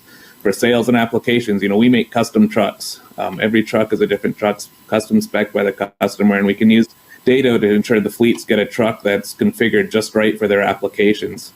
Right now it's powertrain, and later on it'll be like battery sizes, which will be, that'll be a key piece of information for sizing batteries. And then in after sales, helping owners manage their operations and maintenance, and understanding and resolving and even predicting field issues, support the truck owners. So I think it's really changing how we do business.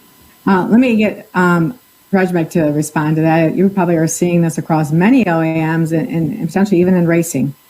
Yeah, so we're working in Formula One racing, where it's using data during the design process, testing and wind tunnels, to make sure the vehicle is designed for the race. You don't use the same vehicle for all races, it's adjusted.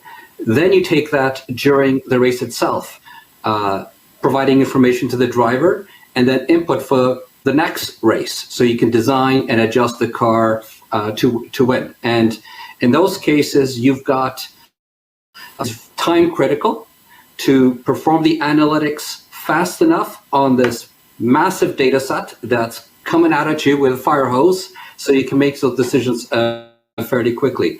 And with the electrification and autonomous vehicles, that type of data volume is going to come to the vehicles we drive today. Mark, your thoughts on this role of data, maybe even beyond the OEMs, what are you seeing as far as how it enables efficient and clean mobility?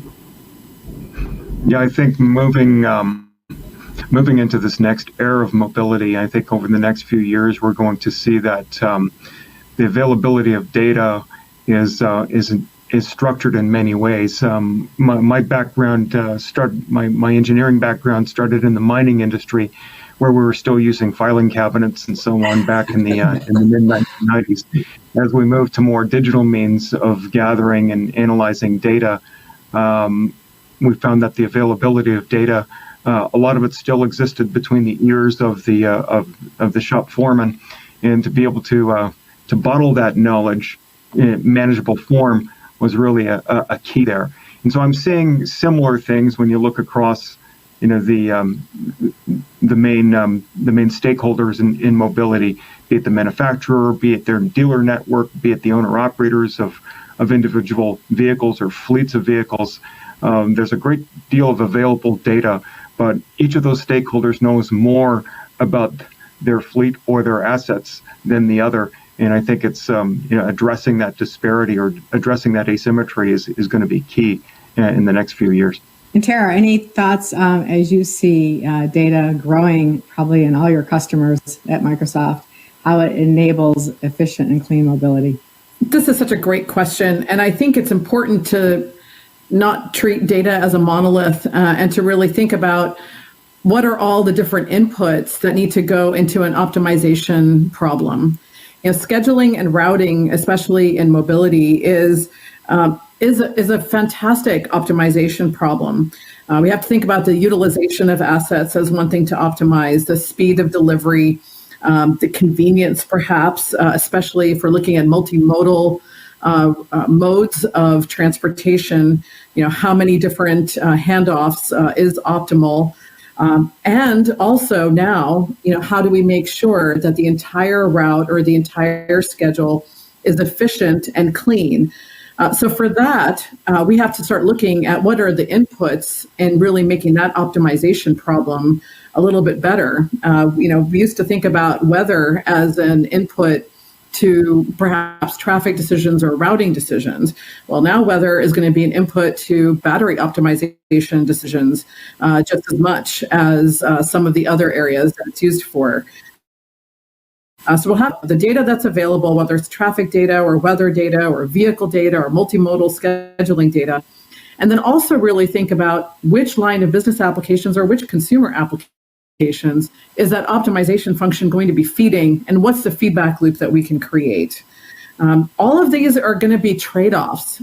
Efficient and clean is going to potentially come at the trade-off or at the cost of speed or cost in general, or even convenience. And different line of business applications and different consumer applications will demand different optimization parameters. We're probably going to get into some of these topics a little more later because you're starting to get into some of the challenges. Everybody's seeing the value of the data, that there are definitely going to be some challenges that we need to work through. But before we get to those challenges, I'd like to talk about the supporting technologies that we need to get the benefits from this data. And Tara, since you started talking about all the end-to-end kind of decisions and processes needed, Microsoft analyzes data from across all industries and verticals. Can you speak to how companies like Microsoft are enabling OEMs and suppliers in this area of digitization? Absolutely, and thank you for the opportunity to do so. At Microsoft, we've developed a number of what we're calling platform as a service services, just to up-level the conversation a little bit. When we get to things like digital transformation, just working at the base service layers of the cloud isn't efficient any longer. Up-level the conversation, and that means having consistent concepts that go across that end. One of the great opportunities with cloud is the opportunity to mobilize, if I may say so, some of the data sets across different stakeholders. But joins are hard. Being able to really combine the insights across these different data sets requires fairly deliberate thought into how we even think about, let's say, the ID of a vehicle, or how do we categorize and how do we normalize across the ecosystem from EV charging all the way to other parts of design and development for a vehicle.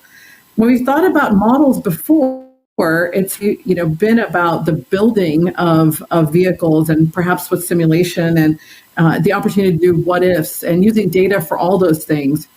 Now we have the opportunity to really combine that with real-time inputs and real-time outputs in terms of configuration, as well as what our vehicles and our people and the rest of the systems need to do. But for all this to work together, we need to know what we're all talking about and have a common language. No, exactly. And you mentioned the simulation software. So, Mark, can you expand on the role of simulation software to optimize the business processes for this data? Sure. The role of simulation software, I think, could be summarized as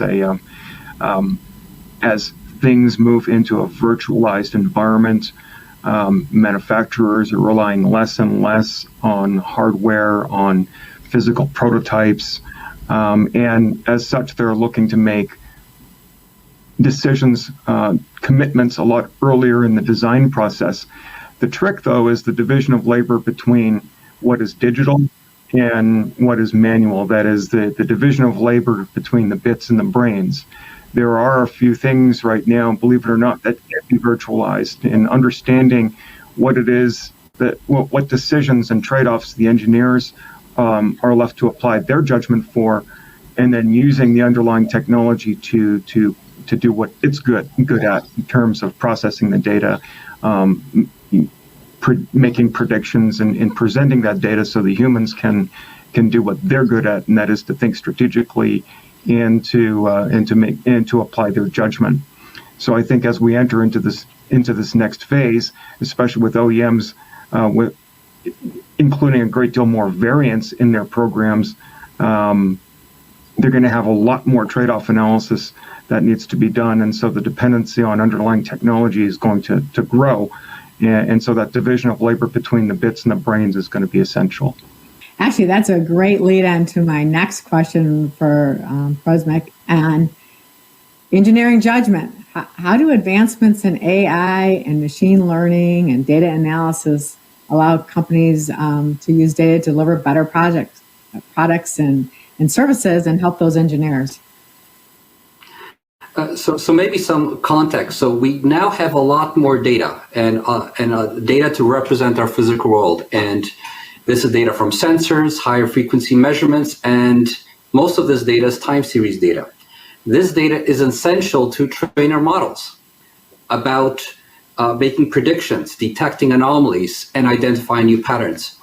A lot of the advancements in AI and ML, and those concepts are not new, recently have been around automating many tasks, including data preparation, delivering quality data so you can train models and make decisions making, and then trying many algorithms at the same time and reassessing, updating the models on an ongoing basis based on inputs from what's happening now in real time, so that you have this feedback loop that Tara was referring to.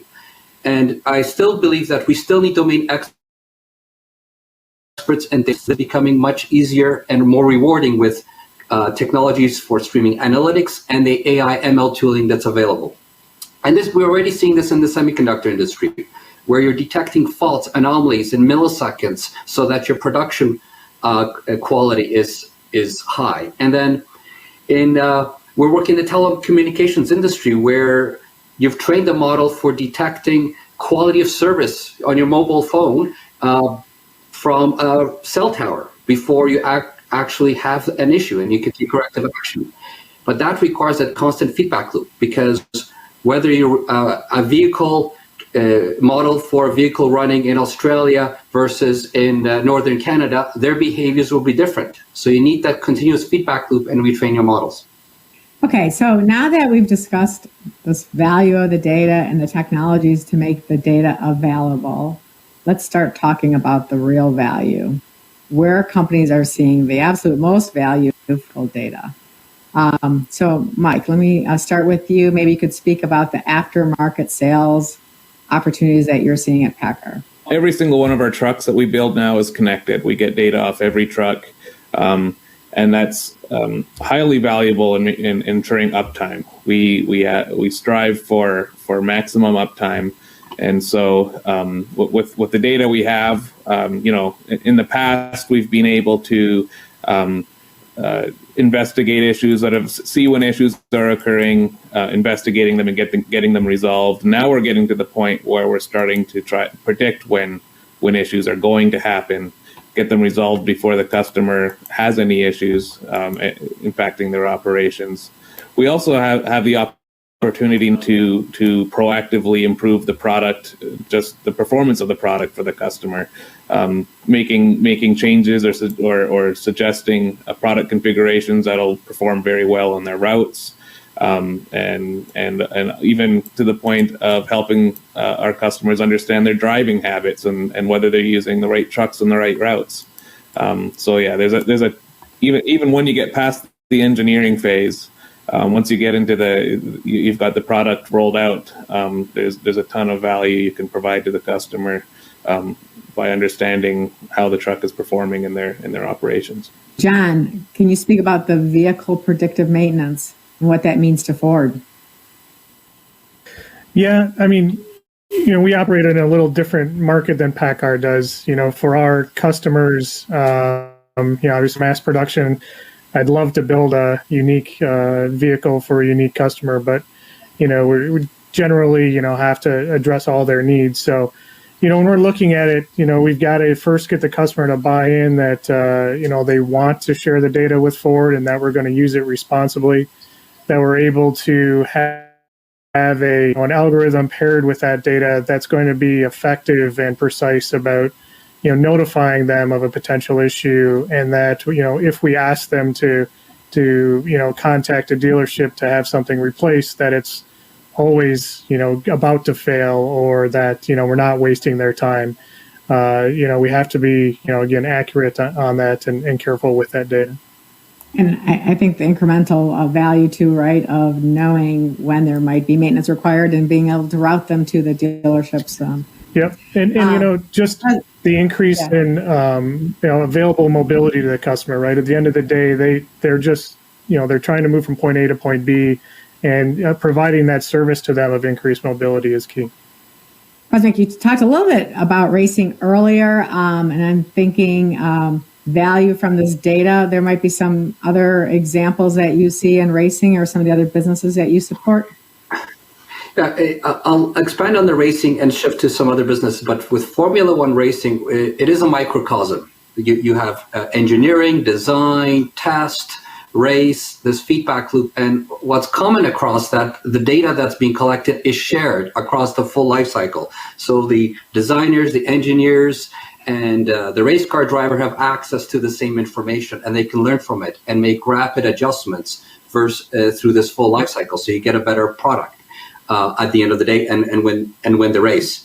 In another industry, energy utility industry, where I spent quite a bit of time on, it's about empowering the consumer with information so they can make better decisions about, should I invest in a solar panel, or should I conserve energy? Should I buy this product? But they need information. So around the world, utilities have been making that information available in a secure manner to their customers on a mobile device, or to authorized third parties that can help them. And I see that opportunity for the automotive industry to share information to create new value beyond the consumer as well.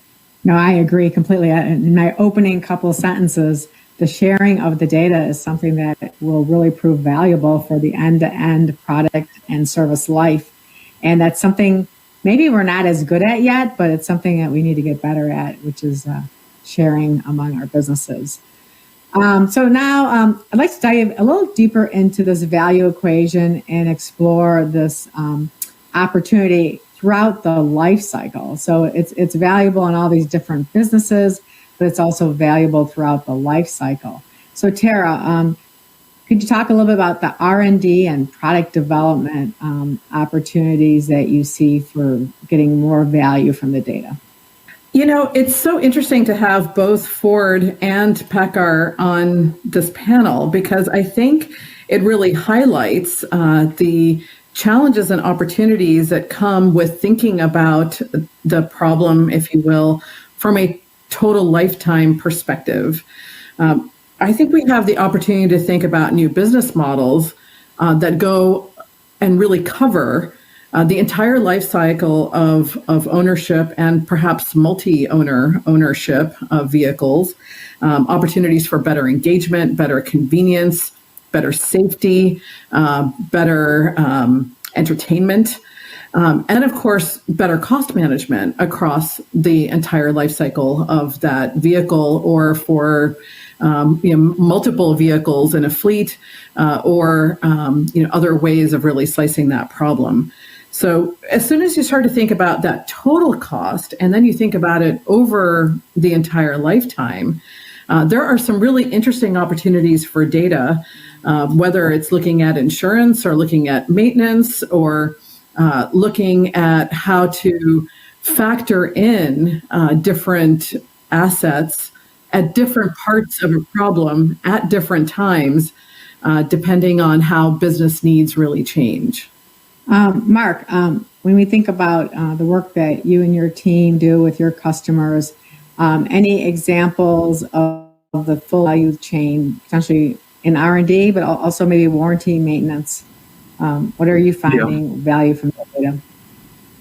Yeah, I think when I guess two major answers on that one. When I think warranty, I think about risk profile, right? And the OEM and its dealership networks want to keep that risk profile as low as possible, right? And so that feedback loop that Tara's been referring to, I think, is going to be essential in getting the information from the operational data back into design, so that feedback loop can offer some continual improvement on some of the things that would have traditionally been a significant warranty exposure for the OEMs and their dealership networks.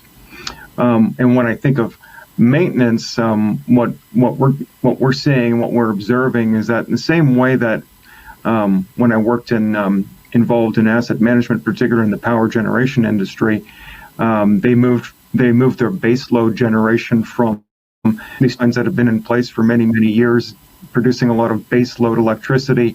Then they started bringing in renewables, whether it was PV or wind. That added a whole new dimension of maintenance on the technicians that were normally used to maintaining boilers, boiler feed water pumps, and turbines. Now they're maintaining PV cells, wind farms, and that brought a whole other set of skills, as well as a whole other angle to supply chain and logistics as well. I'm seeing something similar that's going to happen as we see vehicles transform from ICE into the electrified modes. And so technicians and aftermarket parts and logistics, parts consumption and logistics, and even things like service agreements and parts and service contracts, all of that's going to change as well. And so that feedback loop is going to be essential, and to be able to predict all of that and make sure that the total cost of ownership and the cost of doing business stays as predictable as possible. And Mike, any thoughts on further optimizing the operations of those trucks and the uptime and the values examples that you might want to share? Yeah, I mean, it starts in the engineering phase. I mean, we use, like Mark was saying, that closed loop. We use data from the trucks and service to do things like answer questions about, how much time is the fan coming on, so we can optimize radiator size versus fan on time for fuel economy. Understanding how often and how long drivers sleep in the truck, so we can size the hoteling system batteries and the AC compressors. Understanding, for electric vehicles, how many shifts do the trucks do a day? I mean, how many times are these trucks going to be coming back and charging? And then validating simulations for things like engine optimization, predictive driving features, and things like that. And once you get out into the customer, customers have a lot of choices about which transmissions they pick, engines, axles, and if you can use the data that they're producing to really run simulations of the trucks that they're speccing over their routes, you can make really wise decisions that can save them a lot of fuel and in the future electrons. We're currently working on a really interesting DOE, Department of Energy funded project, where we're combining high resolution telematics data and detailed vehicle simulation to help fleet managers understand the performance of their vehicles on the routes, allowing them to deploy the right vehicles to the right routes. It'll also help the drivers understand the fuel consumption impacts of their route decisions, and allow fleet owners to spec trucks that are optimized for their applications. So it's, again, through this entire value chain to close the loop on where the data is coming from. And there's a lot more we can do. This has been happening for a while. It continues to happen, and we have some really interesting opportunities coming up. Yeah, people probably don't realize how custom each truck is for each customer and each application. And so the opportunity to use the data to optimize for that business, for that truck, is huge. John, any more thoughts on value and emissions tracking and the improvements in that area of the business? Yeah, as we continue to gain insights into our customers, we're developing new data that we find, as the manufacturer value in. But, that same process is happening at the governmental level. And this is, adding data in terms of emissions tracking and monitoring that has a standard to it. So, there's signals on energy usage and things like nitrogen oxide production that are requested by the CARB and EPA staff. But it allows us to have some insight in the operation, allows us to compare with other manufacturers, and finds ways to bring changes to the vehicle, maybe through over-the-air flash or some other opportunities to close those maybe deficient or non-robust areas in the future. It also brings some challenges with it as well, right? This will bring some shorter product development cycles or almost continuous product development cycles to some products as we address those shortfalls. So a lot to look forward to that area. I'll add a life cycle value chain example from our experience working with customers at ANSYS with our multi-physics simulation platform. When you think about the development of these new mobility systems, whether it's the electrified powertrain or assisted driving or the new electrical architecture, these systems are much more multi-physics in nature and very complex to engineer using traditional methods. So, for example, in designing like the electrified motor, our simulation tools are helping engineers optimize the motor for structural and thermal and electromagnetic and it keeps going on, NVH requirements. And then use our Twin Builder tool to integrate the design of that motor with the power electronics and the controls to fine-tune the system. And it's a closed-loop simulation with physics-based, electric machine reduced order model. But when you're done, you also have a digital twin that can be later used for monitoring and predicting and managing that same powertrain during customer use. So using the simulation tools, using the data later in the digital twin, there's huge end-to-end opportunities.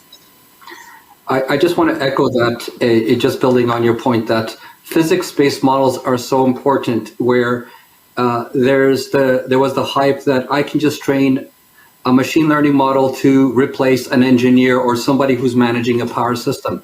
But they need data, events, catastrophic, bad things happening. It's just, but we've engineered system to prevent them.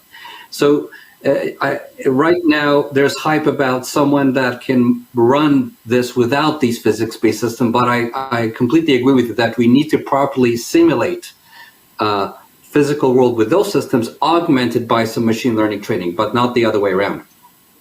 Exactly.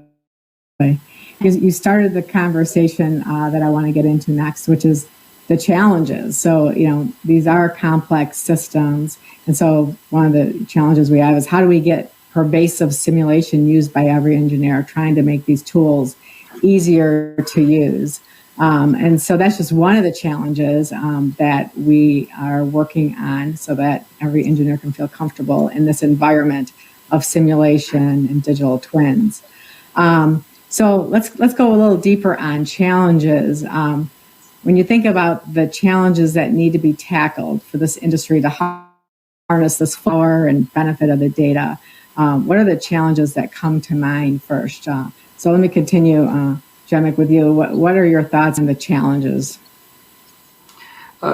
Key challenge is having quality data in the right context. They're doing decision-making that has health, safety, and other consequences if the data is incorrect. So you need to ingest it, validate it, and this data could be a measurement event alert to make sure it conforms to what you think is appropriate. And context includes such as information as asset configurations, relationships between contracts, customers, locations, and that helps you make sense of the data you're collecting, and then to do it fairly quickly. So as you're generating, can you capture it, cleanse it, make sure it's and one of the most frequent complaint we hear is that providing the information to the engineers, data scientists, and people in time in a secure way, so that one, it's not tampered with, so that you don't interrupt the decision-making process, because there's health and safety implications, but you make it available in time so you can make correct decisions, whether it's in a production line, in the moving vehicle, wind tunnel, etc. Has to be close to where the action is, in my opinion. Right. So let's keep probing on this topic of challenges. Mark, your thoughts on the challenges? I think one of the key challenges that has been ongoing and will continue to be is this idea of this asymmetry of information that exists. I touched on it a little bit earlier, and when we look at it through the lens of risk management, we can mitigate a lot more risk that we don't currently know about. First of all, the OEM knows a great deal more about what's gone into that vehicle or that asset in terms of the material specification and design. The dealer network will know a great deal more about logistics, parts consumptions, service, warranty claims, types of things. And then the owner-operator will know a great deal more about how that asset, that vehicle has been utilized, and how it's been driven and what type of environment and conditions it's been operated in. And so when the key challenge is addressing that asymmetry of information, because to lower the risk profile of all three participants, all three stakeholders, but also to view what the aftermarket is going to be in future years. Having better visibility and access to all of that information amongst those three stakeholders, I think will keep costs low, keep surprises at a minimum, and risks at a much more calculable way. And John, I'm sure you're experiencing some challenges at Ford as more and more data is collected. Again, thinking about product development, right? To be the most effective, we got to get the data in the hands of the experts, the engineers that have that core knowledge of system operation. There's a large group of data scientists in the world that are very good at what they do, but they really need to be paired with the operational teams to extract insights in the fastest way. But I can't make my data experts data scientists. They need to share the data and juggle the privacy of the customers, and we're going to have to reskill people with how to manage that data. At Ford, we want to be the most respected company and be the most trusted with your data. We can't have a breach. We can't lose that respect. So it means we're going to have to find solutions to those issues and new opportunities about how we protect the data and get it to those experts.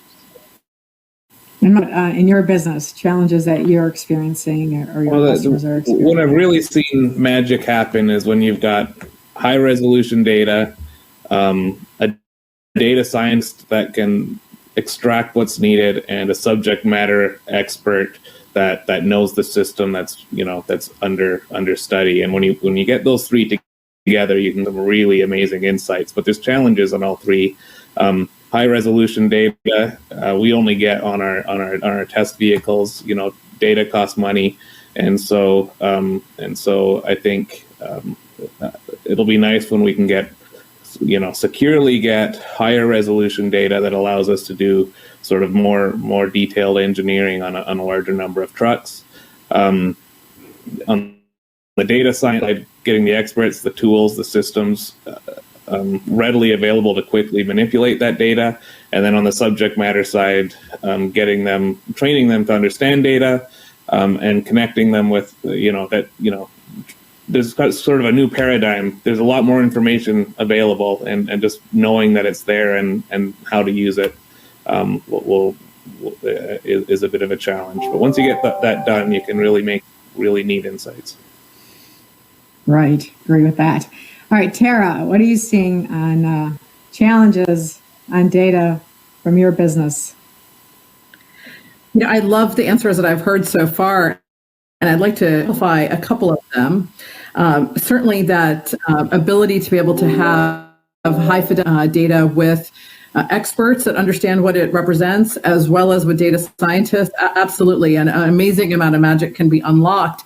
And I think my fellow panelists have really touched on the fact that there is a lot of work that we have to do in really connecting the systems between the value that our companies are going to provide, the employees and our customers are going to provide, with the products themselves and the services that go with those products, with the operations and maintenance of those products, and the customer or consumer engagement that is necessary and desired for those products. So there's a lot of work to be done there. Microsoft has invested a great deal in what we call common data models across industries in order to try and facilitate some of the sharing that's necessary. So I don't want to minimize these challenges, because these are huge challenges and huge opportunities in unlocking value. But an additional challenge that I think we collectively as an industry together can make a lot of progress on is really at the edge, not just in the data and in the cloud and about the systems being integrated, but also at the edge. Our edge concepts have to be efficient, powerful. They have to be highly networked. They have to be safe. They have to be secure, but they also have to be malleable. As we really shift the conversation in mobility to the total lifetime, the entire, kind of end to end, we don't know what data we want to collect. We don't know if we need to be fairly dramatic about the context of what we are sensing and what we are computing. And we also don't know what new functionality we want to send to the edge, or what configurations we want to send to the edge. So we have to make sure that we're really thinking about scalable, malleable technologies at the edge that can match the changing needs over the lifetime of our assets. Well, we're coming to the end of our panel and discussion, and so I would like to close this with final perspectives on any of the topics that we covered: the data, the value, the challenges, the applications. Jamek, why don't I start with you? Thank you. We talked a lot about data and analytics. I think these are exciting times. It's about continuous intelligence, whether at the edge, in the vehicle, in order to make split decisions and take action that improve customer experience, quality, yield, reduce cost. And I think in order to make that ability, access to data in a secure way, instantaneously, is a precondition for making all that happen. Mike, final comments? For engineers that like to understand what their products are doing, this is a really exciting time. I mean, our engineers, when they see what they're able to see, they realize that they have the information they need to solve the problems and understand really what the problem is to begin with. It's really neat, and I think we've got a long way to go, but the promise that's been shown so far has been incredible, and really we're seeing the value in it, and we're investing because it really makes sense. Yeah, I mean, just seeing the results from the data, but also the visualization in these tools and models, they can really pinpoint what's happening. So John, final thoughts? When I think about this era from a powertrain perspective, things are really changing more rapidly than before, not just in electrification of the propulsion systems, but also the need to leverage, connected data, the associated modeling to improve the products and customer experience. And we're going to have to, bring those subject matter experts into the upfront design of what the data should be collected, and what that means moving forward. There's obviously going to need to be some additional cross-training and upskilling, but it's a very exciting time and something we're up to the task in. Terrific. Thanks, John. And Tara, final thoughts from you? It's a really exciting time in mobility. There is a lot of opportunity in the technology of digital twins, the technology of edge computing, the technology of data and data integration. It's also a really exciting time in terms of new mobility business models and that freedom and mobility of the data that's going to power all of these opportunities. Great. And then Mark, your final perspectives on the topic? This conversation has made me think about when I was a kid and how much 1 gigabyte of memory would cost. And I think it was somewhere in the neighborhood of $500,000. So you can maybe tell how old I was or how old I am now based on that. And I think about today in our simulation tools and how some of the absolute processing power that these solvers require in order to be able to virtualize the amount of the design process and the amount of data that it takes to do that. And I'm thinking into the future that those with distributed computing and the Internet of Things and a great deal more input and training data that will come out of that, what that will look like in just a few short years. And so what I touched on earlier, I think it's really about that division of labor, really understanding what humans are good at and what machines are good at is really, I think, the thing that we need to keep in focus, because not everything can be virtualized. There's still a great deal of room for human expertise in all of this. Just figuring out what we're good at versus what the machines are good at, I think, is going to be the real path forward. Well, that closes our discussion and panel today. We covered a lot, and there's a great future ahead of us and getting the most value out of this data. So I'll just close with a thank you to each of you for participating. Thank you. Pleasure. Thank you. Thank you. Thank you.